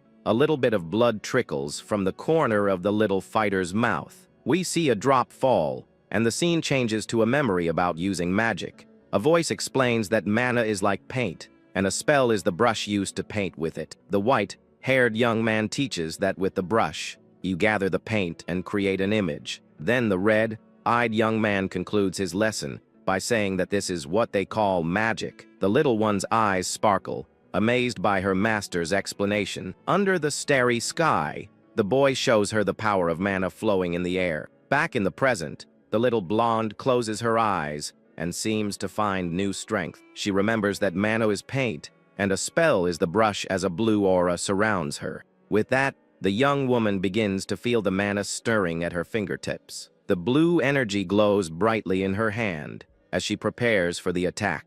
With a determined look, the girl says she's going to paint a picture with this magical paint. The narration says that this is magic, as the girl is enveloped in a blue aura and creates an ice spear. At this, the judge with the monocle is completely shocked by what he's seeing happen in the arena. The lady in the audience is also startled and says the young woman is using a one-star magic. The opponent recognizes the ice spear and worries that she might cause an accident with so much power. But the little one in the red hood doesn't hesitate and remains focused on her attack with a steady gaze. Then her opponent also surrounds himself in a blue aura and prepares for the final showdown. He moves forward, saying that even with one-star magic, he's still one step ahead of her. With that, the young man decides he'll hit her first to guarantee his victory in the duel. The little blonde points her hand down and concentrates all her energy into the decisive blow. At that moment, Reg fires several energy arrows that fly toward the girl. The two spells collide in the center of the arena and create a blinding explosion of light. The impact generates a huge shockwave that destroys what was left of the battlefield. In the stands, the young man's mother shouts the little one's name, her face full of dread. In the middle of the smoke, a golden sphere of energy glows brightly, protecting someone. General Pelham's protection sphere has been activated and now floats slowly in the air. Out of breath, the young fighter looks at the result of the clash, his whole body tired. On the other side, the girl is also breathing heavily and seems to be at her limit. Watching from afar, the white-haired young man maintains his cold and calculating gaze. We go back 1 year in time, where a few small birds are resting in a nest. The tree stands right near the grand mansion as life goes on peacefully. The Duke walks through the halls when he's told that an important letter arrived that morning. He then finds out the message is about a social gathering that's happening soon. The head of the house then spots little Diala sitting alone in her room, deep in thought. The little girl looks sad as she stares into space with a very deep and serious gaze. Her father remains silent, a heavy worry weighing on his heart. Back in the present, the young blonde girl's face is dirty after the intense fight, but a golden sphere of protection glows around her, making sure nothing worse happens. The referee then confirms the barrier was activated, and the duel has finally come to an end. Her brother is on the ground, completely drained and frustrated for being taken down like that. Meanwhile, the white-haired master watches the whole scene, keeping his usual calm demeanor. He realizes the boy has accepted his loss, knowing the instructor's plan worked perfectly. Just then, the little girl starts to cry out loud, releasing all the fear she had been holding inside. Patriarch watches his children from a distance, trying to grasp the real impact of such a strange victory. But her mother is furious and yells that such magic is too unrefined for a noble. The girl is still in tears, unable to believe her technique is being criticized so harshly. The lord of the house looks thoughtful as he listens to his very angry wife's harsh complaints. Then, a memory surfaces of a knight named Raymond, who served with great honor in the past. He's talking with a veteran who praises his courage, saying he has his father's eyes. The man speaks of ambition and gives thanks for the opportunity, all while keeping a steady gaze. At that, little Diala can't hold back her tears and begins to cry from exhaustion. The head of the house watches it all with a very serious expression, as if judging what just happened. He remarks that the light in his daughter's eyes has changed quite a bit. As the maids approach with concern, the maids become frantic when they see her injuries and say she needs medical attention right away. But the girl quickly pulls away with a sharp movement, showing she doesn't want anyone to touch her. The little blonde girl walks through the damaged area while her opponent stays behind, speechless. The dark-haired boy seems speechless and just watches his sister struggle to walk away. He then scratches his head and congratulates the young girl on a job well done, even though he's clearly shaken. One of the staff members then approaches to carefully guide the little girl to her room, but the young noble ignores her and keeps walking, her face grim and full of determination. The little girl then approaches her master, who was sitting on a bench watching from a distance. The white-haired tutor just looks at her with his red eyes, waiting for her to say something. The blonde girl lowers her head, seeming to feel the weight of not having won. Then she starts to cry again, showing that her spirit is quite shaken after the intense fight. But the girl clutches her clothes, tightly and whispers that she lost the duel to her brother. She then apologizes as tears stream endlessly down her dirt-streaked face. The master watches his student's distress, keeping a calm expression so as not to make things worse for her. He then places his hands on her shoulders and tells her in a very gentle way that it's okay. He finishes by saying it's okay to lose, comforting the little girl under the blue sky. Then the young man says she should use this feeling to climb even higher and become very powerful. The little girl looks at her instructor in pure shock as tears continue to stream down her face. But the little girl starts crying loudly again, letting out all the anguish she had bottled up in her heart. The maids watch the scene from a distance, worried about the young lady's emotional state. Then we see the feet of an elegant woman quickly approaching the commotion. The matriarch then runs over frantically, crying out her daughter's name when she sees the terrible state she's in. The lady kneels to comfort the little blonde girl, saying she can't believe what she's been through. Her mother says everything is okay now and tells the child to get medical help right away. The mercenary's student accepts the hug, trying to calm down in her mother's arms.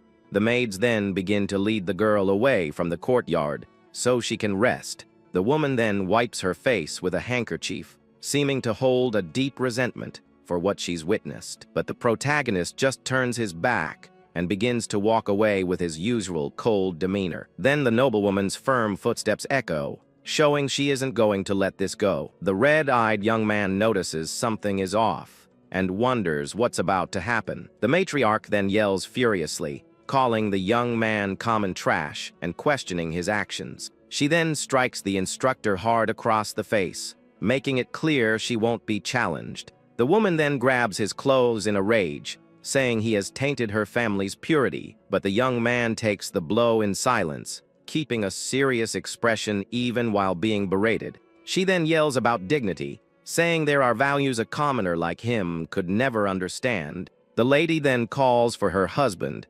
complaining that the training her daughter received was awful. Then, the woman is struck by her husband and stands in shock, a red mark on her face. The Duke grabs her by the arm and asks if she doesn't realize who is being unseemly. The lady is stunned, not understanding why he's defending a mere commoner like that. He agrees the young man is of no standing, but reminds her that he is still their daughter's teacher. The protagonist remains silent, thinking that no father should ever treat a teacher that way. The Lord then asks the young man to forgive his wife, saying everyone has their own way of showing they care. The white-haired young man stays silent, just processing the whole commotion. But the tutor says it's fine, and the Lord calls him for a serious private conversation. The two begin to walk, while the matriarch stays behind, watching everything with resentment. Her face red with anger, the woman makes it clear she won't forget this slight anytime soon. In his office, the patriarch dips his quill in the inkwell and says the young man has taught Diala very well. As master of the estate, he states he must give the tutor a fitting reward. The Lord then offers a 3-star magic spell, leaving the young mercenary quite surprised. He realizes the nobleman hit the nail right on the head regarding his desires. The young man thinks that a 5-star mage knows him better than he knows himself and has made a perfect offer. Knowing an opportunity like this must be seized, he confirms he truly wants the reward. But the Duke explains that while he has taught her well, a 1-star magic isn't enough. The white-haired young man listens intently as the noble says the girl can now grow on her own. With a serious look, the patriarch reveals that his daughter no longer needs an instructor, but a true master. The lord of the house then dips his quill in the ink, once more to finalize their agreement. The Duke remarks that the young man has too much ambition for a commoner and that he shouldn't even dream of it. He goes on to say he knows how insulting this is to nobles, but he'll overlook it just because it's him. The protagonist remains silent as the lord of the house reveals he knows his true intentions. The patriarch then states that with such a mindset, he can't stay there for long and begins to write. With a serious look, the nobleman asks directly if the young man is prepared to leave the mansion. The mercenary confirms that he is, but the Duke asks him to teach little Diala for a while longer. The white-haired young man then thinks about the highest level a commoner can possibly reach in their world. The Lord then repeats the question, asking if he truly wants a 3-star magic spell as his reward. Without hesitation, the red-eyed young man answers yes, as he greatly desires that powerful ability. Just then, a door opens, and a brilliant light illuminates the entire hallway of the secret location. The protagonist then enters a massive library and begins to explore the shelves filled with books. He carefully takes an old, detailed book that was stored on one of the nearby shelves. Opening the tome, he sees various runes and magical symbols drawn on the time-yellowed pages. The young mercenary analyzes the contents carefully, looking very focused on learning the new spells. With an admiring gaze, he realizes the material is truly impressive and very valuable. The narrator explains that many mages spend their entire lives trying to obtain a single 2-star book, but here, the white-haired young man has access to an entire collection of books with 3-star magic. He then thinks that he now has more than enough reason to stay at the estate a while longer. Elsewhere, the guildmaster worries, knowing that if a certain blonde girl finds out, it will cause a huge problem. The scene then ends with 2 white doves flying freely across the blue sky on that sunny day.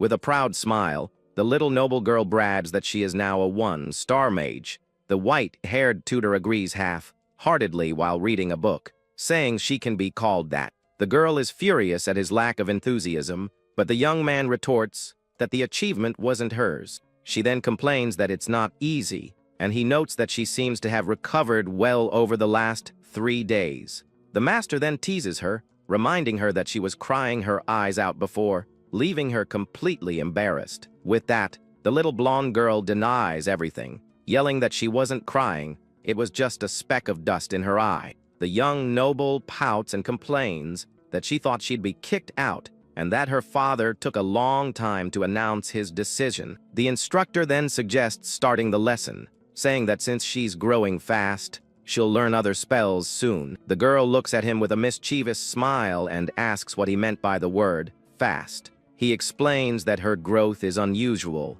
and she boasts that she's the type to keep her promises. The apprentice then suggests starting with magic arrows or her brother's powerful wind blades. She also mentions her incredible ice spear, but the tutor cuts her off, saying she'll be training manifestation. Confused, the little girl asks why, since she thought they were going to learn 1-star spells. The white-haired young man explains that there are many reasons, but in the end, the basics are always the most important. The little noble then agrees to the mana training, even without understanding exactly what he means. With a bummed-out face, she laments getting all excited for nothing, thinking she would learn something new and cool. The young blonde-haired girl continues, with her clear expression of disappointment, as she looks at her teacher. The master then asks why she's looking at him like that, and the girl wants to know if there's something on his face. He says no and explains he's just surprised she's obeying so easily for the first time. At that, the noble girl gets all flustered and states with her arms crossed that she has always respected his words. The master then remembers the time the girl threw dirty water on him with a malicious smile on her face. He continues, saying she spilled that water twice, making the young girl completely embarrassed. The little blonde asks if he still remembers that, and the young man replies that it's pretty hard to forget. With that, she tries to change the subject by praising the weather and runs off excitedly for her magic lesson. But the white-haired young man just smirks, knowing she's avoiding the subject. Later that night, the full moon illuminates the massive mansion of the noble family under the starry sky. In the gardens, the girl trains her mana with great effort and seems to be completely exhausted. Just then, the instructor approaches and comments that he heard her schedule is about to get much fuller. The two of them sit on the ground, tired, and the little noble confirms she's also heard the news. She then explains that starting next week, she'll also have etiquette and general education classes. The master asks if that isn't a good thing, but the young girl questions if he thinks she's happy about it. The blonde then complains about all the boring subjects she'll have to study and wonders how her sister put up with it all. The tutor then reveals that's why her sister is called the Flower of Duplain and is the center of high society. The girl says she just wants to study magic, and the young man tells her to do so, since the Duke gave his permission. The mercenary then asks with a confident look if there is anyone who would kick him out now. But the little noble girl smiles and says yes, because even with her father's support, her mother wouldn't accept it.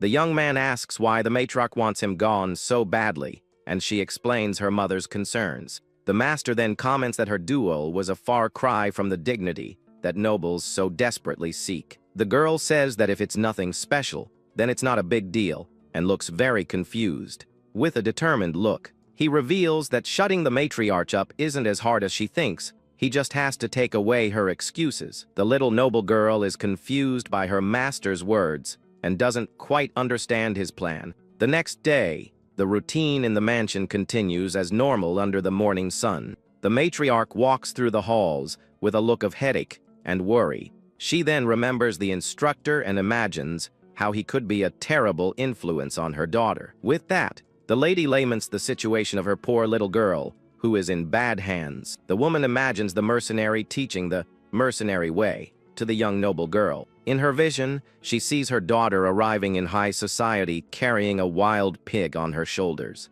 The matriarch then gets a headache just thinking about her daughter laughing like a maniac. The lady then thinks that even with her husband's support, she's still the lady of the estate. With that, the woman decides she will find a way to solve this problem once and for all. Just then, the little noble girl appears and calls for her mother in a very calm voice. The matriarch turns with a smile and thinks about how much she loves her daughter's childish ways. She fondly remembers how the little girl always runs into her arms smiling. With these thoughts, the lady is silent for a moment, just appreciating her daughter, but suddenly, her expression changes to one of complete confusion at the young girl's attitude. Wearing a blue dress, the little noble girl formally asks if her mother rested well the night before. At this, the matriarch is completely shocked and doesn't understand this change in behavior at all. The girl explains that she couldn't leave the annex before, but now has a piano lesson.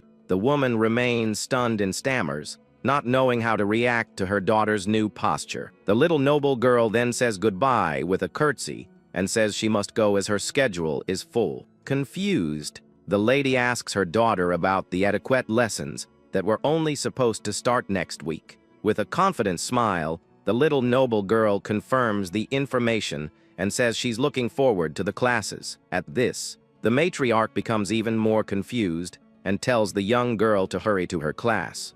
The woman then watches her daughter walk away with a very different posture than before as the servants look on. Just then, one of the maids drops her tray on the floor, startled by the young noble's change. With that, the little girl turns and asks the servant if she was hurt in the fall. The maid is shocked by the kindness and stammers that she's fine. The matriarch then watches her daughter walk away again, unable to believe what she's seeing. Meanwhile, in the noble district of Ebelstein, Rosia Hall is full of laughter and conversation. A dark-haired young woman sips tea while listening to her friend talk about her concern at their last meeting. The dark-haired girl then apologizes for making her friend worry like that. With a smile, she explains that most of her worries have been resolved, and she's doing much better. Her red-haired friend named Ellent is relieved, but comments on the rumors that she saved someone. The young noble then reveals that her younger sister needed a magic teacher, and she went to find one herself. Ellent is shocked by the revelation and wonders how amazing this teacher must be for her to do that. Just then, another noble named Denise joins the conversation and asks about the younger sister. The dark-haired girl confirms that she saw her sister at the mansion and that she's become a very proper young lady. She goes on to say that the little one even manifested one-star magic and her conduct was flawless. Denise finds this odd, as she heard the Duplain family was hiding their youngest daughter. With a smile, the young noble says it was worth going to the mercenary guild to find the tutor. Meanwhile, the young woman with glasses keeps writing in her book, unaware of the commotion that's about to unfold. At this, the red-haired noble becomes thoughtful upon hearing that a simple mercenary is acting as a teacher. She then takes a sip of her tea while trying to understand how the little blonde girl has changed so much. Just then, a memory comes to mind of when the staff would run away in fear because of the girl's strong temper. The guest is then impressed by the fact that the instructor turned that little terror into a one-star mage. But silence falls over the room as the young lady finishes her drink with a very mysterious look. The young woman then asks the older sister what the name of this talented magic master might be. She comments that this man will be very famous in the future, and that she would like to know his identity now. With a smile on her face, the firstborn reveals that the young man's name is Derek and seems very proud. We then see the little blonde girl telling her mother that the master is also teaching her etiquette rules. At this, the matriarch is surprised by the dedication and praises her daughter's effort in wanting to study on her own. But the little girl soon corrects the lady, saying that it was actually the tutor who explained everything. With great joy, the little one claims that she can only act like a lady because of his advice. Just then, the woman tries to keep smiling, but the young man's name won't stop echoing in her mind. The lady then walks furiously down the hall, as she can't stand to hear about this commoner anymore. At this, she grinds her teeth and vows that she will find a way to end this situation once and for all. Meanwhile, one of the servants comments that the young master is being very kind to everyone in the house. The gardener also notices the change and says that the little one's mood has improved greatly in just a few weeks.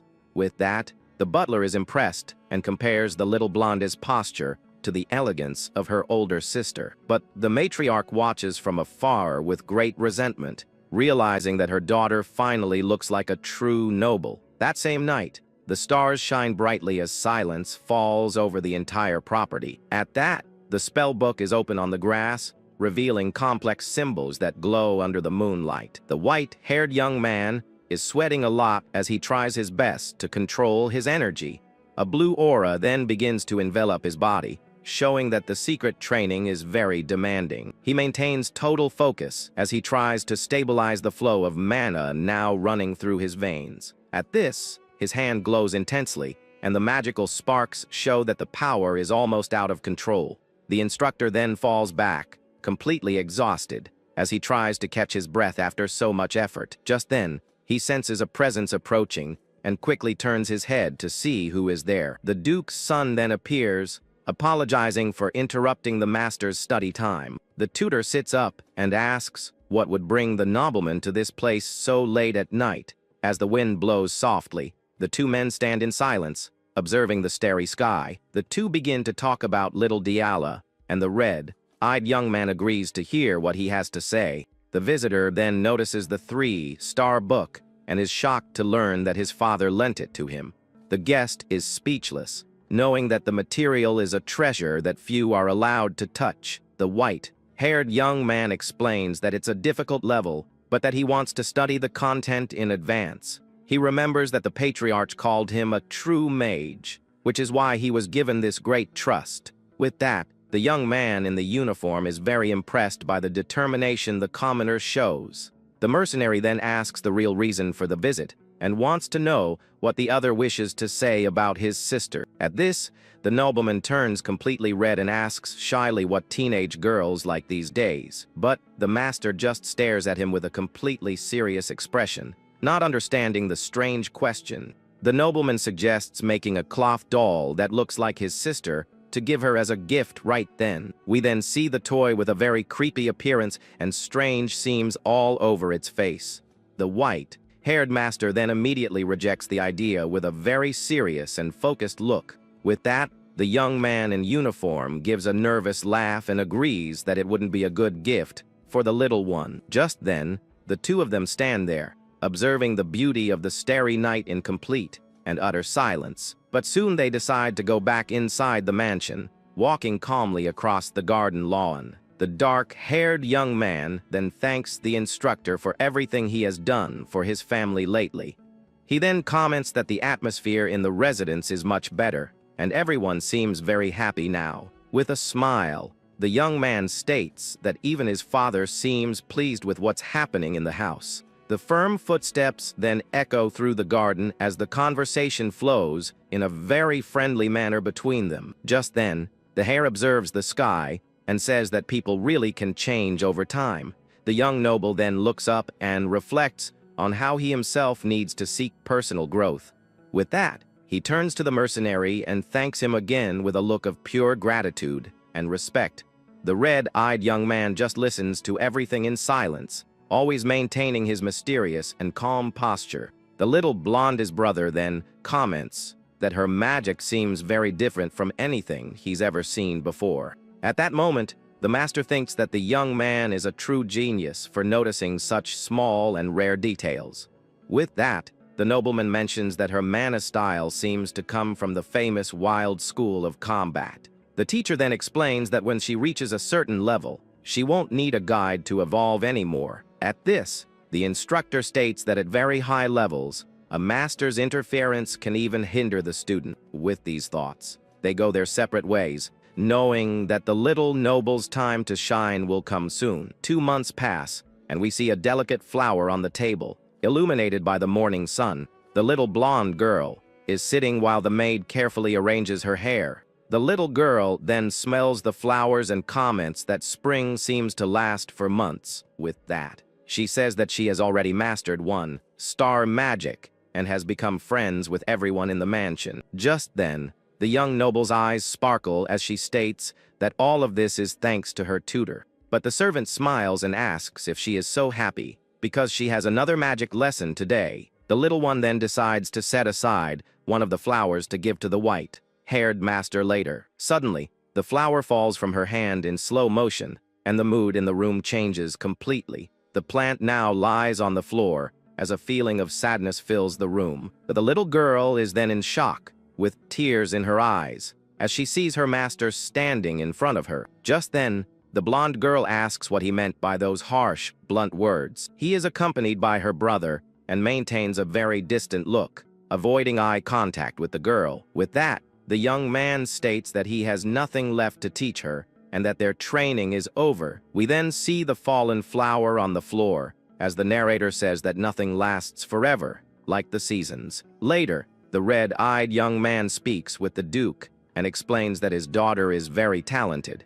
But the young man states that if he continues to stay there, he will end up hindering his student's natural growth. The head of the house then understands there is no longer a reason for the mercenary to remain in the mansion. The Lord remains in complete silence for a long time, just processing the difficult decision. Just then, the patriarch stands up from his chair and faces the teacher with great seriousness.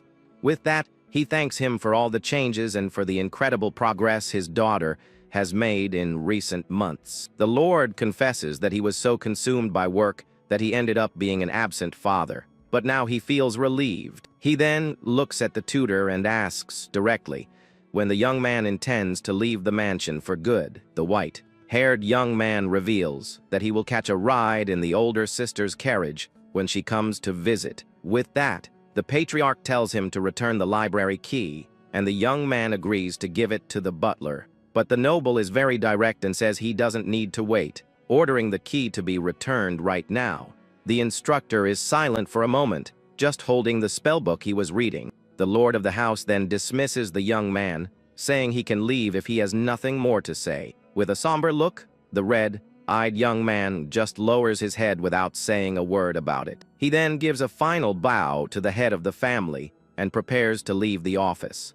His footsteps echo down the giant hallway as he walks alone, with a very serious expression on his face. But suddenly, the little noble girl appears and complains that he showed up out of nowhere and is now leaving the same way. The little girl stands there with a very sad look, seemingly in disbelief that her master is leaving. The tutor says there's nothing to be done, and she retorts that she knows he won't listen, but she'll speak her mind anyway. With her eyes full of tears, the young noble begs her teacher not to leave her like this. The white-haired young man averts his gaze and remains silent, unable to face his student. He then turns his back and starts to walk away, leaving the little blonde girl behind in the empty hallway. He explains that he will go back to being a mercenary and that she should keep training for her debut in society. The little girl lowers her head with an expression of deep sadness, looking as if she has lost all hope. With a smile, the young man says that they will meet again,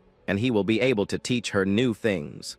At this, the little one lifts her face in anger and says he's so annoying for making a promise like that. The little girl complains that he always says the right thing, leaving her with no arguments to respond. Later that night, the little noble has a restless sleep and seems to be having a nightmare. In her dream, several shadows surround her, telling her she is a useless child with no talent. The voices continue to haunt her, yelling that she is the shame of the family and should never have been born. At that, her eyes snap open with an expression of pure terror and deep fear. With that, the young girl wakes up screaming in despair and sits up in bed, her heart racing.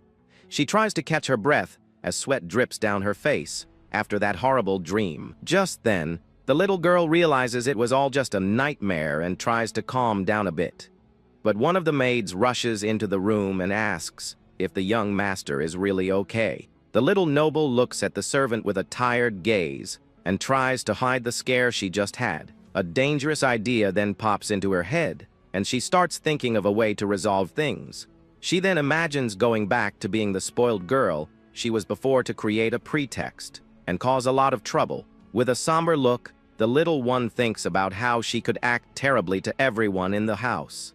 She believes that if she does this, her master would be forced to stay and take care of her again. The young noble bites her lip, caught in a terrible dilemma, not knowing which path to take. But she soon discards this idea and decides she will no longer act in that selfish and childish way. With a smile, the little girl says it's okay, because she knows that kind of attitude doesn't make her valuable. The next day, the morning arrives, bringing a new light of hope to the grand estate of the nobles. We then see the instructor with his badge outside as the older sister prepares for the trip. With a gentle smile, she tells the young man to say his goodbyes, as they will be leaving the mansion soon.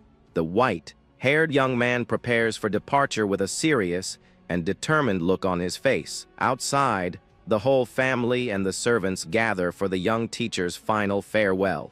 The oldest son asks if he's really leaving, and the instructor confirms that he needs to go back to where he came from. With that, the siblings thank him for his hard work and offer to help with anything he might need in the future.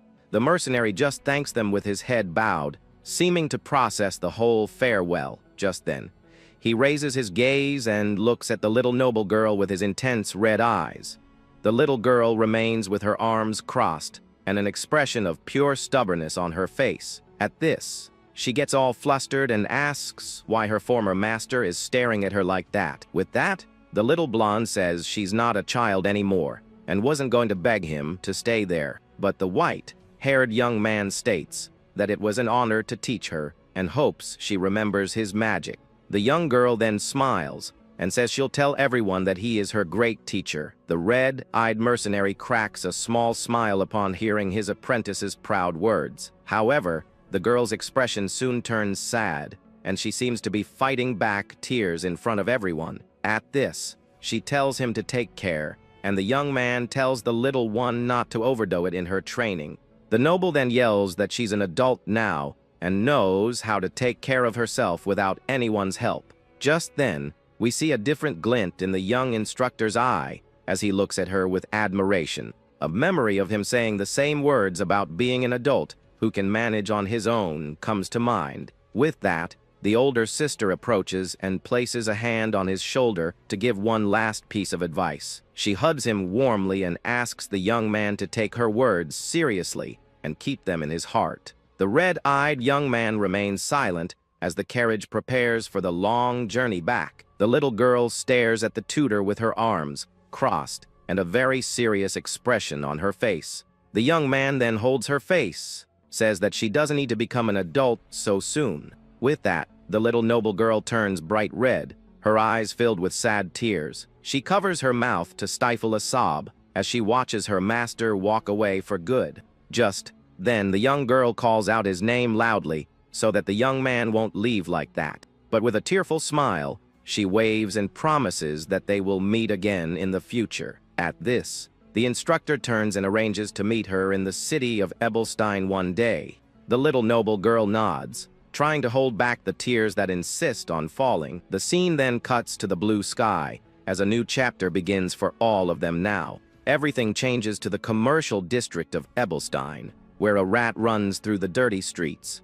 We then see the door of a tavern with a very rustic and intricately detailed design. Inside, a man takes a very hard blow to the face, and falls to the ground without reacting. The crowd goes wild, shouting for his opponent to end it. The young man takes hit after hit, his face bruised from the blows. At that moment, a blonde girl shouts the protagonist's name with an excited smile on her face. With a cold look, the young mercenary states that he is finally back in his true home. The story takes us back to Belden's Tears Tavern, the home of the mercenaries. There, the guild master welcomes the young man with a fancy mead that only the nobility drinks. His blonde friend then jokes that his face looks paler after living like a noble. With that, the girl asks what went down, since she thought the aristocrats were crazy. The white-haired young man says he was just working and doesn't have much to tell.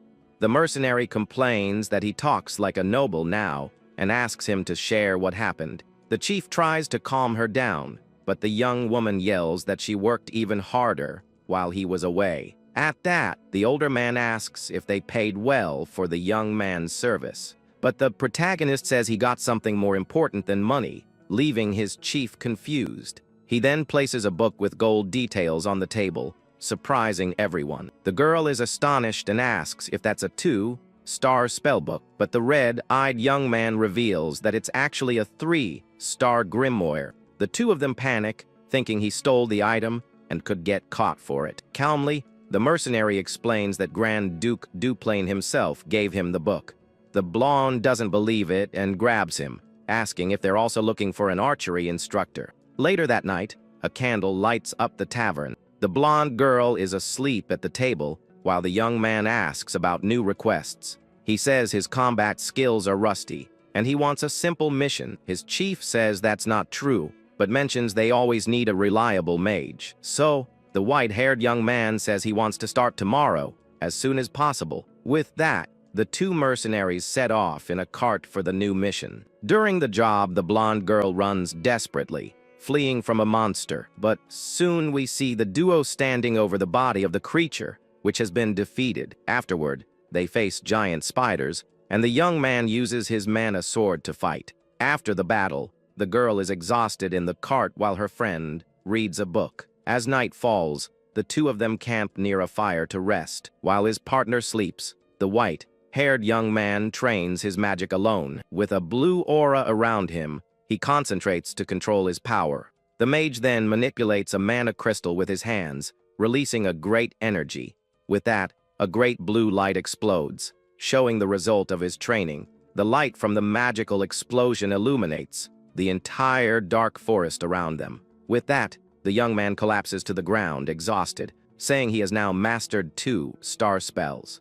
He then opens the grimoire and continues his nightly studies, but the young man thinks that the 3-star level is incredibly difficult to reach. The seasons pass, and autumn arrives at Belden's Tears Tavern. Soon after, winter covers the place in snow, and the mage's training continues. On a cold night, the tavern door bursts open. Then, the young man and his blonde friend enter the place, injured and shivering from the cold. The guild chief comments that they went to Mount Kent in that freezing weather. He holds a sack and says that only they would be crazy enough to bring back a harpy's head. The white-haired boy cleans himself up and thanks them for the towel he received. With that, the master offers them a day off. But as a new mission for the young man, his chief reveals that the job pays well and is easy, but a bit troublesome.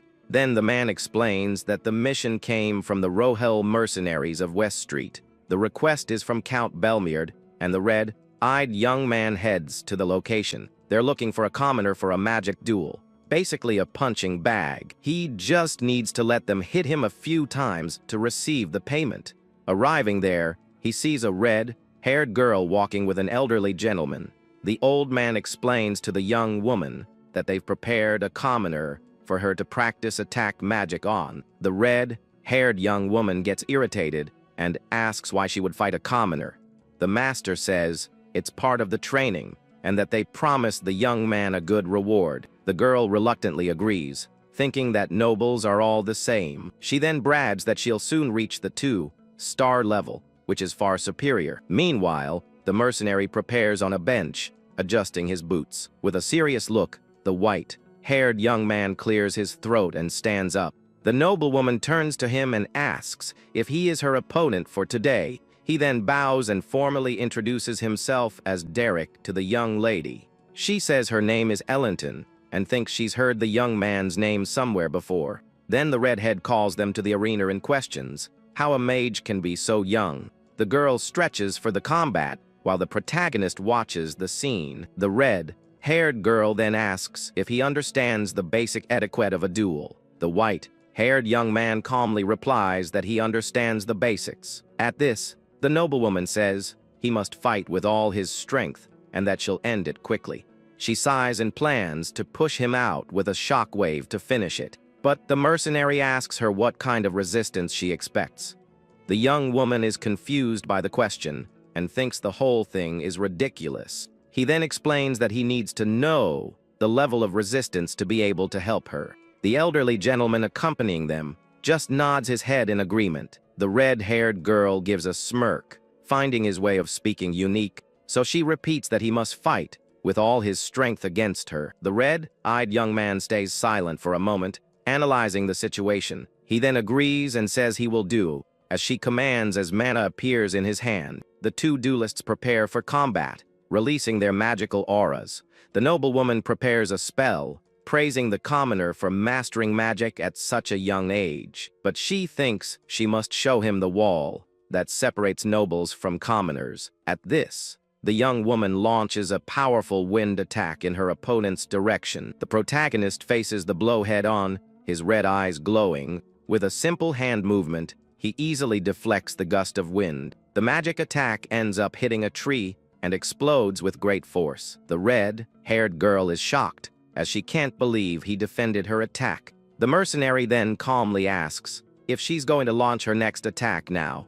The duelist understands that he really had a reason to be so confident. Even so, she doesn't give up and prepares another, even more powerful spell. Several magical ice arrows appear out of nowhere around the young noblewoman. The energy lances position themselves and aim directly at the white-haired young man.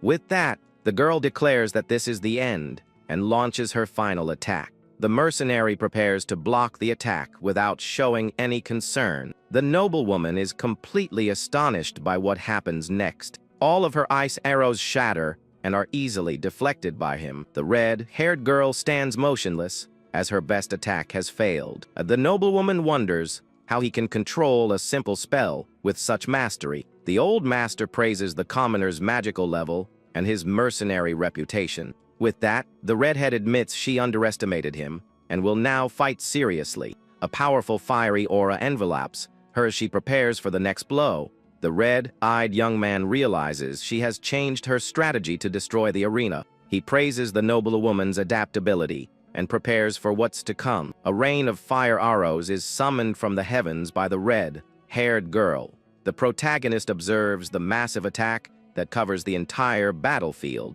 The mercenary knows he won't be able to dodge all the arrows, so he creates a blue energy barrier to protect himself from the attack. The fire arrows fall from the sky and crash against the magic shield. The projectiles explode upon touching the barrier, creating a grand light show. The duelist observes the result of her attack, hoping to have won. Everything is covered by a cloud of dust and smoke after the explosions. In the midst of the smoke, the white-haired young man stands firm with his magic. He then notices something rapidly approaching in his direction. The noblewoman emerges from the dust with an ice spear ready for the final attack. The young man is surprised because he won't have time to dodge or create another barrier.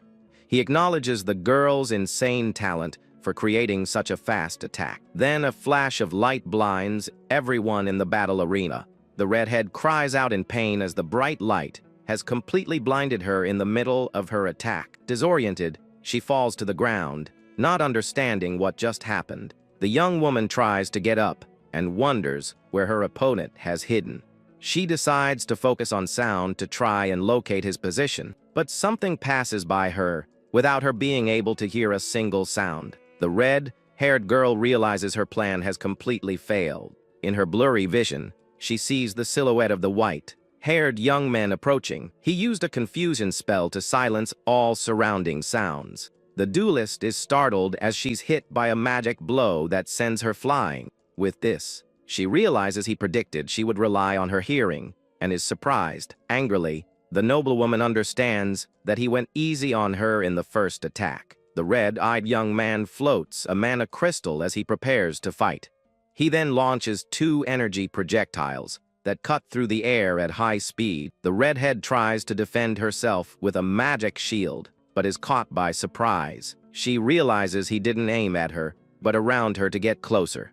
The mercenary runs towards her for close quarters combat. The duelist smiles and says that casting spells quickly is her specialty. She plans to use her spell first to end the fight at once, but the red-haired girl realizes her opponent is faster than her. With a powerful kick, he breaks the noblewoman's posture and moves in. The young man jumps and uses her shoulder as a support to leap backward. The young woman is confused by the commoner's fast and unexpected movement. Upon landing, the young man stomps his foot on the ground, releasing a purple energy. He manifests his magic with his toes, surprising everyone. The redhead tries to protect herself, but the electricity hits her head on. The elderly gentleman watches the scene, impressed by the young man's skill. He notes that the young man is from the wild school and that it's difficult to read his mana flow. Fallen on the ground, the noblewoman calls out to him and looks at him with a different expression. With a smile,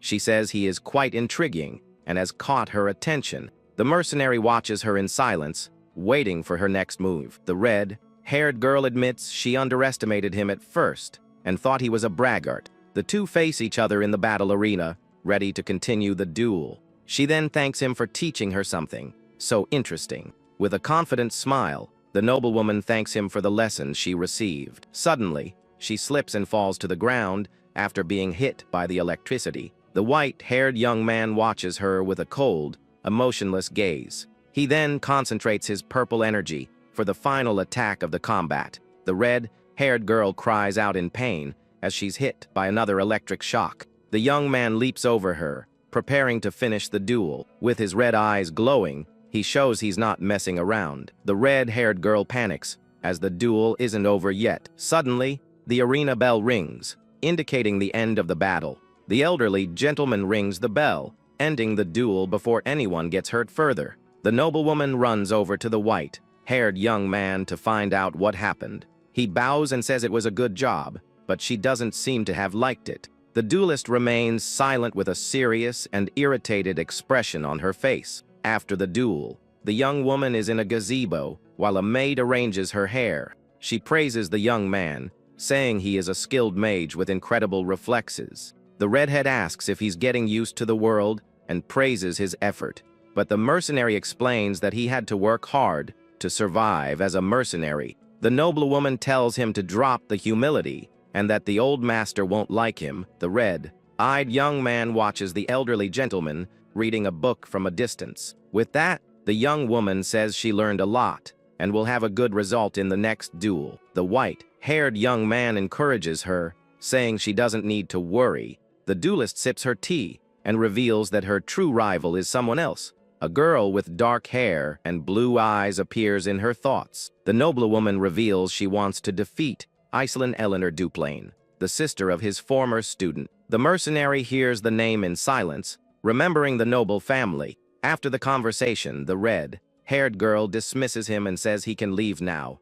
The young man then walks away from the gazebo, leaving the noblewoman behind. The young woman sips her tea and thinks of the name Derek from the Beldern mercenaries. She has a feeling she's heard that name somewhere before. Suddenly, an image of Iceland appears in her mind, saying the young man's name. The duelist is shocked as she remembers where she knows that name from. The white-haired mercenary walks calmly through the streets of the noble district. Suddenly, someone grabs his arm forcefully, blocking his path. The red-haired girl holds him and looks at him with a serious, questioning gaze. The protagonist looks back at her with his red eyes, not understanding the situation. With a smile, she asks who he is, and if he was the mercenary who taught Diella. The sun sets on the horizon, illuminating the sky with shades of orange and pink. In a luxurious room, a fireplace is lit, illuminating the surroundings. The noblewoman says she will do whatever it takes to defeat her rival,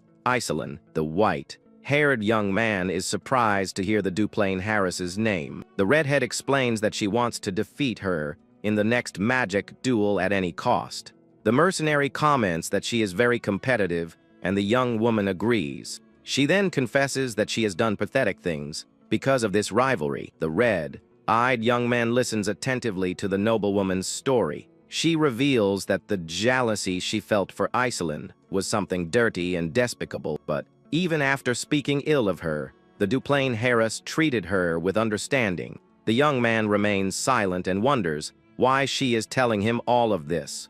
With that, the redhead explains that she wants to show how serious she is about this. She also says she has a few questions to ask the mercenary. The protagonist allows her to continue, as it seems to be an important matter. The noblewoman wants to know how good Iselin really is, since he knows her well. She also asks how she compares to the Duplain Harris. The white-haired young man listens to the request with a serious and thoughtful look. With determination, the red-haired young woman asks what she needs to do to win. The mercenary looks at her in silence for a moment before answering.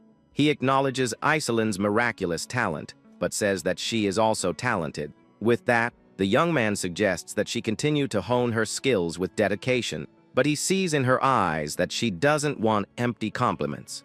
He understands that she is desperate enough to ask a commoner for help. The conversation continues in the luxurious room, warmed by the fire from the hearth. The red-eyed young man remains silent, pondering what to say. Then he states with certainty that there's no way she can win. The red-haired girl looks at him with a serious and challenging gaze after his response. The white-haired young man keeps his gaze firm and direct on the noblewoman. She then smiles with a determined and unwavering look. The duelist says that even if it's impossible, she still wants to win. The mercenary watches her in silence, admiring her strong determination. The redhead remembers that he turned the spoiled Diela into a powerful mage. With that, she asks if he can't do the same for her so she can defeat Iselin. The white-haired young man is silent for a moment, thinking about the proposal. He says there are methods worth trying, but something worries him. The noblewoman crosses her arms and smiles, as she feels they are finally reaching an agreement. The mercenary then asks if she knows the exact method he used with Diela. He remembers when he terrorized the noble girl to teach her a lesson. With a dark smile, he recalls how he used fear to control her. The energy sword glowed as he threatened her so she would learn. The redhead admits she doesn't know the details, but is prepared for anything. The red-eyed young man then says that since he's a mercenary, he'll have his price. The noblewoman doesn't care about gossip and says she will pay whatever it takes. She is determined to become famous throughout the entire empire. If she can't become #1 in Everstein's social circle, her dream is useless. The duelist says there are more important things than her pride, and that he shouldn't doubt her. The protagonist looks at her in silence, observing her sincerity and determination. He then explains that since he's a mercenary, he's asking for a payment. The red-haired girl is speechless and surprised by the request. She gets embarrassed and blushes, as she didn't expect that. The young woman says she can pay whatever he wants, and that money is no object. The young man thinks that if she's being serious, he'll have to use an equally harsh method. In a garden, an angel statue watches the blue sky and the falling leaves. The Duplain Harris comments that the next meeting will have a magic duel segment. Other noblewomen gather and comment on the upcoming event. The dark-haired young woman says that Iselin is very humble about her skills. Suddenly, the redhead appears, and her rival greets her with a smile. The other girls comment that they were just talking about her, and the young woman approaches. They watch the interaction between the two and wonder if they should interrupt. The noblewoman then asks if Iselin has ever tasted defeat before. The Duplain Harris thanks her for the compliment, but says she can't be careless. The redhead says she is more confident, thanks to her new magic tutor. She reveals that she found the tutor on her own, not through Iselin. With a confident smile, the noblewoman prepares for the big reveal. The Duplain Harris is shocked to hear that the new tutor is Derek. The duelist mocks her rival's reaction and says that the man she lost is now hers. But the dark-haired young woman smiles and surprises everyone with her reaction Iselin congratulates the redhead and says that she is wise and trustworthy in her choices. With a gentle smile, she congratulates the noble woman once more on the hire. The red-haired young woman is left flustered and confused by the unexpected reaction. The Duplain Harris notices the awkwardness and tries to understand the situation. In a memory, Iselin suggests that to Ella ask the mercenary for extra lessons, but the blonde girl vehemently refuses and says she doesn't need any more help. The Duplain Harris watches the scene, thoughtful and worried about her sister. The redhead then realizes that Iselin knows she poached her tutor. With a triumphant smile, she prepares to provoke her rival even more, but the dark-haired young woman comments on the time and changes the subject. The noblewoman says goodbye, mentioning that she has her first tutoring session now. With a mischievous smile, she walks away, leaving her rival behind. The Duplain Harris thinks that the young man wouldn't do anything terrible to his new student. A white-haired girl sips her tea, watching the scene from afar. She thinks that everyone is just working hard to make a living. Back at the tavern, the guild master prepares for the next job. He comments on the Belmeard family and the protagonist's workload. The white-haired young man says he doesn't need to go to the count's estate. His chief then asks if the noblewoman will be able to defeat Iselin in the duel. The mercenary takes a sip of his drink and says there's still a way to win. He explains that if the redhead reaches the 2-star level, she'll have an advantage. The guild master carries a barrel and asks for a more realistic plan. The red-eyed young man says that was exactly what he wanted to tell him. With a serious look, he asks for his chief's help to put the plan into action. The white-haired young man says they will also need Pellin's help. The guild master is silent for a moment with the barrel on his back. He then realizes that the young man is planning something reckless and nonsensical. The mercenary admits that the plan is fundamentally dangerous. Suddenly, the doe's blonde friend appears, crying and screaming in despair. She complains that she was tricked and that they took all her money. The guild chief sighs and offers her a little money to help. Later, in a luxurious mansion, the noblewoman's training begins. The white-haired young man says the lessons will be in the form of real combat. He explains that he will repeat the exercise 10 times to analyze her magic. The mercenary reveals that he needs to observe her combat skills first. The redhead finds the method brutal, but says she didn't hire him for theoretical lessons. With that, he says they will begin the training, and a blue aura appears in his hand. After the combat, the arena is destroyed, and the noblewoman is out of breath. She leans on her knees, exhausted from the intense training. The young man congratulates her and tells her to rest for 10 minutes before they continue. The red-haired girl is astonished, as she doesn't have a single drop of mana left. But her tutor says she still has energy and must try harder. He then orders her to create 10 more ice lances because her form was incorrect. The young man questions what she's capable of if she can't even do that. Afterward, he orders her to fire 100 more magic arrows without giving her time to rest. The noblewoman collapses to the ground, exhausted, with no strength to continue the training. He congratulates her on her work and says she can go to dinner now. The mercenary asks if she is okay and says that giving up is an option, but the redhead gets up angrily and looks at him with a defiant gaze. She says the training was just hard work and nothing more. The duelist boasts that a light training session like that is nothing to her. The red-eyed young man looks at her and says that perhaps he underestimated her. She then declares that starting tomorrow, she will show her true abilities. With a confident smile, the noblewoman asks him to increase the training's intensity. The red-eyed young man questions her statement about tomorrow and asks what she meant.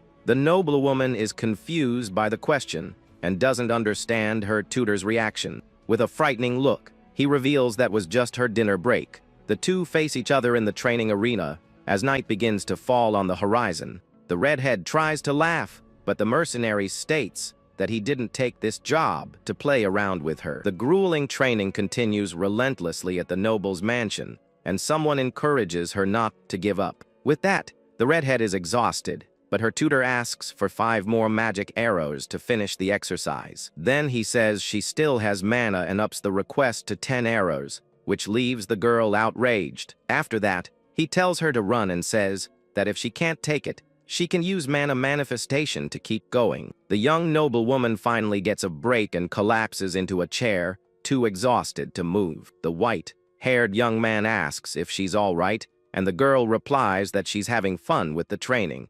Seeing her condition, he offers her a way out, saying she can give up if she can't handle it anymore. But the duelist refuses to quit and, with a defiant smile, says that this is nothing to her. The mercenary stares at her in silence, seemingly analyzing his student's determination and stubbornness.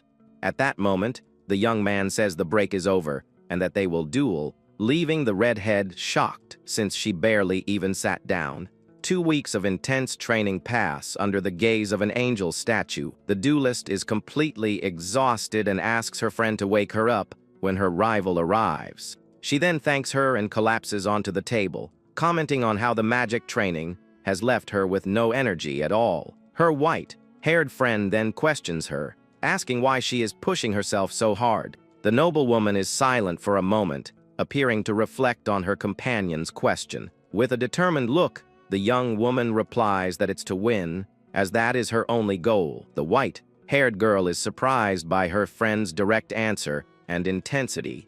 Then she gives a slight smile and says she will support Lady Alent on her journey to victory. Even while offering support, the expression on her face shows she is thinking deeply about something. In the distance, the white-haired girl sees her friend's rival arriving with her group. She then nudges the red-haired noblewoman and informs her that Lady Aisline has finally arrived. The dark-haired young woman approaches with a calm and confident expression, as always. The duelist panics when she notices her disheveled appearance and tries to hide her face. Her rival then invites her to visit a new clothing store, and the redhead awkwardly agrees. She looks at her white-haired friend, trying to act normal after being caught off guard. As soon as the group walks away, the redhead asks if they're gone, and her friend confirms. The noblewoman sighs in relief and worries if they saw her in that state, but her friend reassures her. A little further away, the dark-haired young woman looks back and seems to think of her father. She notices how exhausted Lady Alent looks and wonders if her rival is really okay. The scene shifts to the mansion at night, indicating that the young woman's relentless training will continue. While getting ready, a maid informs the noblewoman that a gift from the Duplain family has arrived, leaving her surprised. The box contains several potions in a letter, which makes the young redhead a bit suspicious of the contents. Her maid says the gift seems to have been sent by Lady Aisline, and that they are mana recovery items. The maid barely finishes speaking before the duelist angrily orders her to throw it all away immediately.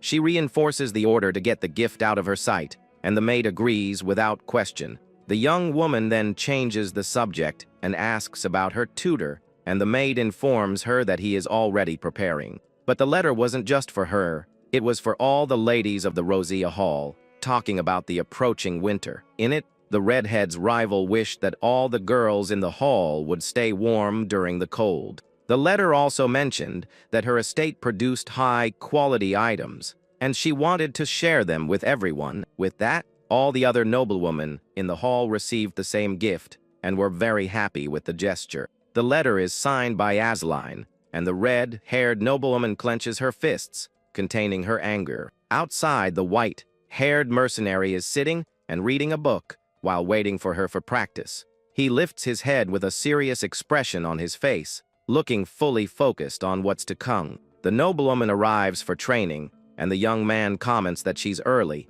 but she says there's no time for small talk. She then asks for her tutor's opinion, which leaves him a bit confused by the sudden question. The duelist explains that a few weeks have passed, and she wants an honest assessment of her progress. The red-eyed young man remains silent for a moment, seeming to think carefully about his answer. He then says that giving up on the duel could also be considered a valid strategy for her. The redhead is clearly irritated by the suggestion and turns her back to him without a word. Then she turns around again and says that he always knows exactly how to annoy people. The young man apologizes if what he said came across the wrong way to his student, but the noblewoman explodes. shouting that she asked for an evaluation and advice on how to win, not how to give up. She angrily yells that she hired him to help her defeat Aisline, not to listen to nonsense. The mercenary remains silent, just listening to the red-haired girl's furious outburst. She tells him to leave, if he's only going to say meaningless things and waste her precious time. The young woman covers her face in frustration and wonders what the point of all this is if she can't win. The tutor then explains that being obsessed with victory can hinder her growth. With tears streaming down her face, the duelist says that if she admits defeat, she'll look pathetic. The white-haired young man watches her with a calm expression as she reveals her insecurities. She confesses that she only knows how to speak ill of Aisline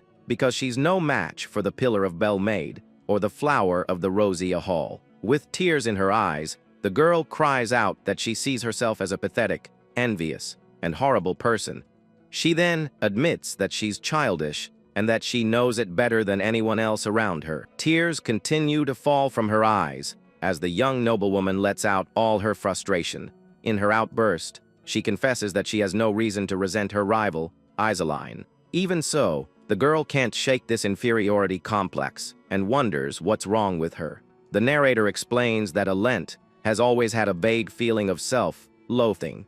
At first, the white-haired young man thought it was just jealousy or competitiveness from his student. But he realizes that the person this girl resents the most isn't her dueling opponent. In fact, the person she resents the most is herself, which makes him quite thoughtful. With this, the young man understands that this fight is not motivated by simple jealousy on her part. It's the only way the girl has found to escape herself, hatred, and her inferiority complex. So, the white-haired tutor says that in that case, they need to win no matter what. With a determined look, he promises that he will ensure she defeats Lady Aisline in the duel. The red-haired duelist looks at him with renewed hope and agrees to the promise the young man made. The scene then shifts to a carriage traveling through a golden field under a clear blue sky. The horse neighs as it stops, and the vehicle finally reaches its destination in the city. A gentleman with glasses and a white mustache steps out of the carriage and announces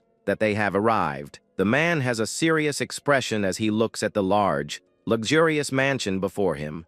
He is at the estate of Count Belmid, the Belmid Mansion, an imposing and very fancy place. Inside the mansion, a red-haired man greets the newcomer, Felmir, and asks how he is. This is Marquis Belmid, Tristan, who invites the gentleman to sit and rest from his long journey. Once seated, the Marquis asks about his treasure, Alent, and how she is doing in Ebelstein. The nobleman boasts, saying he has never seen a talent like his daughter's and that she will surely surpass him. Felmir agrees with a nervous smile, but thinks he shouldn't mention she is learning from a commoner. At that moment, Tristan informs Felmir that he will soon have some business to attend to in Ebelstein. He then suggests visiting his daughter and giving her a surprise gift to cheer her up a bit. The older gentleman awkwardly agrees, saying she will be happy, but he worries about the idea. The scene shifts to the entrance of an unknown labyrinth on the outskirts of Ebelstein at night. Someone approaches the entrance of the place and expresses uncertainty about what is about to happen. The guild master questions if it's safe to take a lady into a labyrinth, but the blonde woman trusts Derek's plan. The duelist is shocked and asks if he wants her to enter a labyrinth, but the young man reassures her. Even so, the girl is still unsure and questions what she could possibly do in there, and if it's safe to enter. The mercenary explains that she needs to sharpen her senses with real combat, and that they will go with her.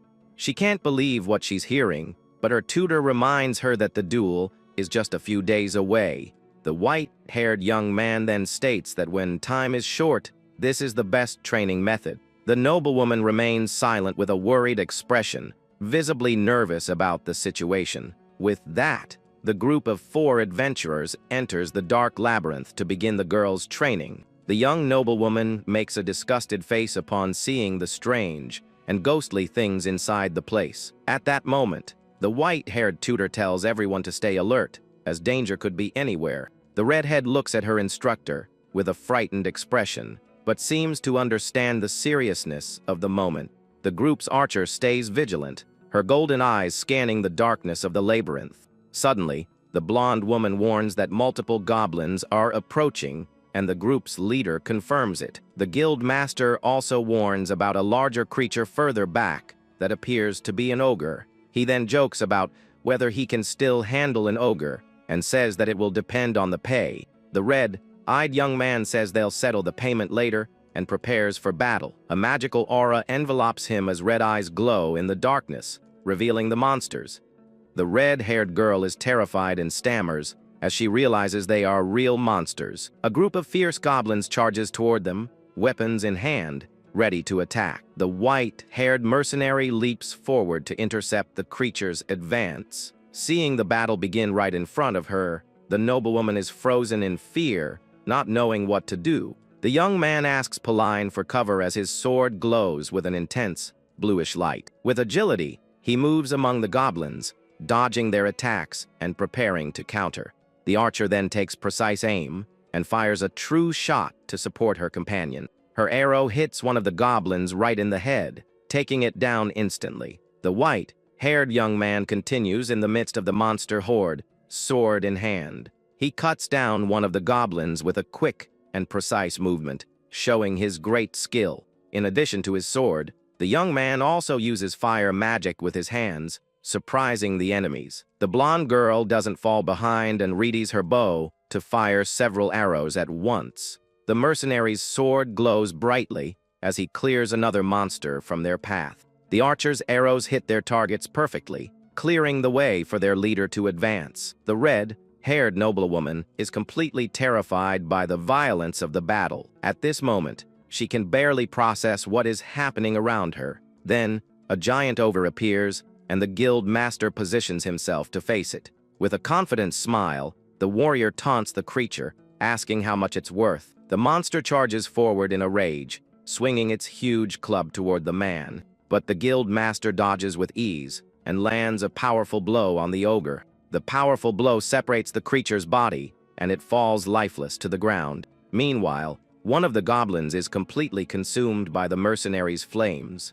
Another monster is quickly eliminated with a precise strike to the neck. The duelist watches everything in shock, realizing they are actually taking them down. With this, the young woman understands that her own life is also in danger in this place. Overcome by fear, the girl lets out a panicked scream, unable to move. The white-haired young man yells for her to pull herself together, as a monster is heading her way. A lone goblin takes advantage of the noblewoman's distraction and advances to attack her. Paralyzed by panic, the only thing she can think is that she's done for. Her tutor then shouts even louder, ordering her to take down the creature. The image of the lady she used to be flashes through her mind in an instant. She remembers how she admitted to being immature and pathetic to her instructor. Back in reality, the girl is on the ground, completely defenseless against the monster. Her mind goes back to the moment she cried because of her inferiority complex. She realizes that she has always been arrogant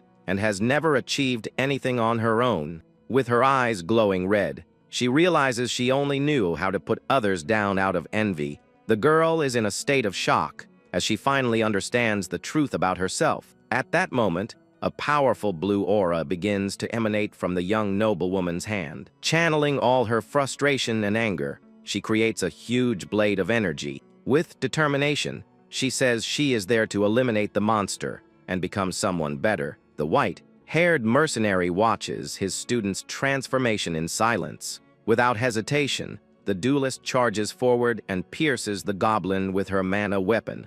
The guild master looks at the scene with an expression of surprise and admiration. Even the blonde archer is impressed by the red-haired noblewoman's actions. After taking a leap, the girl takes the goblin down, cutting its head with a single blow. Tired but satisfied, the duelist takes a deep breath after her first real battle. Her body covered in sweat and dirt, the red-haired noblewoman displays a fierce look. She turns to her tutor, who watches her from a distance amidst the bodies of the monsters. The white-haired young man looks at her, his face stained with dirt, seeming to approve of her attitude. The young woman then smiles and says she has finally taken a step forward to overcome her fears. The scene shifts to the labyrinth entrance, with the full moon shining in the night sky. After the battle, The mercenary is sitting on the ground, reading a letter he received. In the letter, his former teacher apologizes for taking so long to contact him. She explains that she is teaching magic to the young lady of the Count Elbester's estate. The teacher reminisces about the times she taught magic to the young man in Ebelstein. She praises him, saying that of all the mages she has known, he is the most talented. In the letter, the woman asks what level of magic the young man has managed to reach so far. She also asks him to show her his magic when they meet again. The letter is signed by his former teacher, Keisha Flameheart, which leaves him pensive. The young man remains seated on the ground, rereading his mentor's letter with a distant look. The noblewoman approaches and asks what that letter is that he's been reading for 2 weeks now. The red-eyed young man replies that it's a letter from his magic teacher. The duelist jokes that she must be an amazing teacher to teach someone like him. The mercenary stares at her in silence, seeming not to have enjoyed the girl's joke very much. He then agrees, saying that she really is a great teacher and that he respects her a lot. The redhead feels awkward when she realizes her joke didn't have the effect she expected. She says she was just kidding, but the young man doesn't seem to care much about it. He then reminds her that the duel is in just 2 days and asks how she's feeling. The young noblewoman hesitates for a moment and replies that she's not too sure about her feelings. She pauses briefly before continuing her answer to the white-haired tutor. With a confident and determined smile, the duelist declares that she is going to win the duel. The scene shifts to the magic dueling arena in the noble district, crowded with spectators. Aisline is smiling and chatting with her friends, looking quite calm and confident. Her blue eyes shine with a serene calm as she awaits the start of the match. The white-haired mercenary watches the activity in the dueling arena from a distance. The dark-haired young woman says goodbye to her friends and steps away for a moment. With a smile, she calls out to the white-haired young man, who watches her attentively. She greets him and says it's been a long time since they've seen each other, and he agrees with her.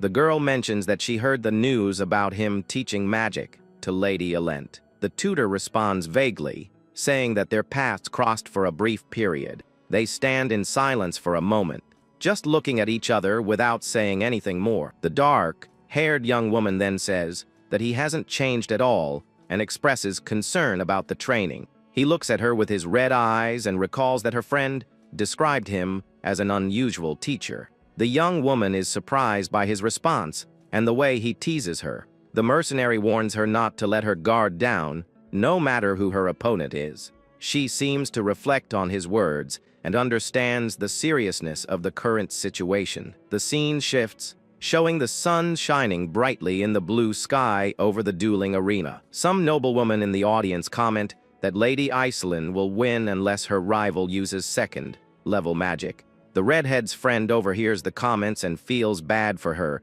who looks so thin and exhausted. The dark-haired young woman walks with elegance and confidence toward the arena. The crowd is mesmerized by Lady Iselin's beauty and grace as she passes by. All eyes are on her, as she seems to be the favorite to win the duel. Meanwhile, the red-haired noblewoman prepares to enter the combat arena. She repeats to herself that she will win the duel with all her determination. The duelist walks toward the center of the arena with a firm and resolute look. She stays focused and repeats once more that she will win no matter what. Behind her, her tutor watches with a calm and confident expression in his student.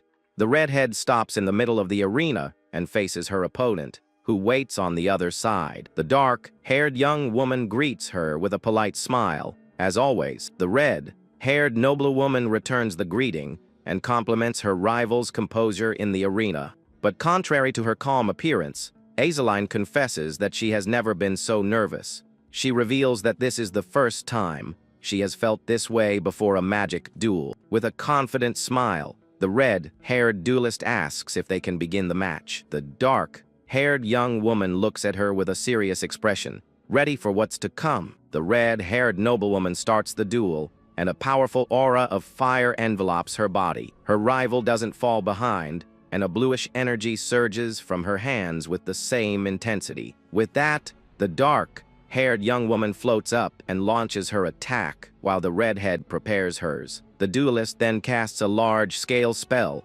creating countless fire lances around her. Her opponent is surprised by the scale of the attack and the amount of magical power used. The fire lances glow intensely, ready to be fired at their target. Then, a shower of flaming projectiles rains down from the skies toward the dark-haired girl. The young redhead watches her attack with a confident look, determined to win once and for all. In a flashback, the girl is exhausted after an intense training session in the labyrinth with her friends. Back then, her tutor told her she had no chance of winning using only magical skill. The young man then revealed that the key to victory would be through her willpower. He reminds her that he already taught her how to use every last drop of mana during their lessons. The young man explains that if they both run out of mana, the fight will be decided by each one's determination. That's why he instructed her to use grandiose spells to drag the duel into a battle of attrition. In this type of fight,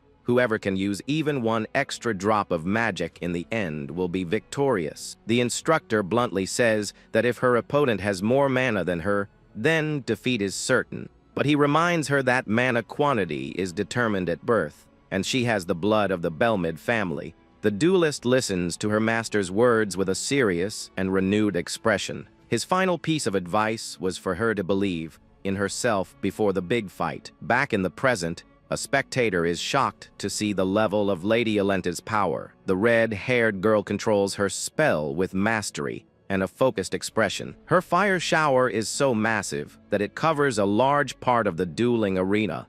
The flaming arrows fall at high speed toward her opponent. But even under the overwhelming attack, the dark-haired young woman remains calm and prepares her defense. She then creates a huge blue energy barrier to protect herself from the rain of fire. With a determined look, the girl holds her defense firm against her rival's attack. Both duelists face each other with the same conviction, declaring that they will win the match.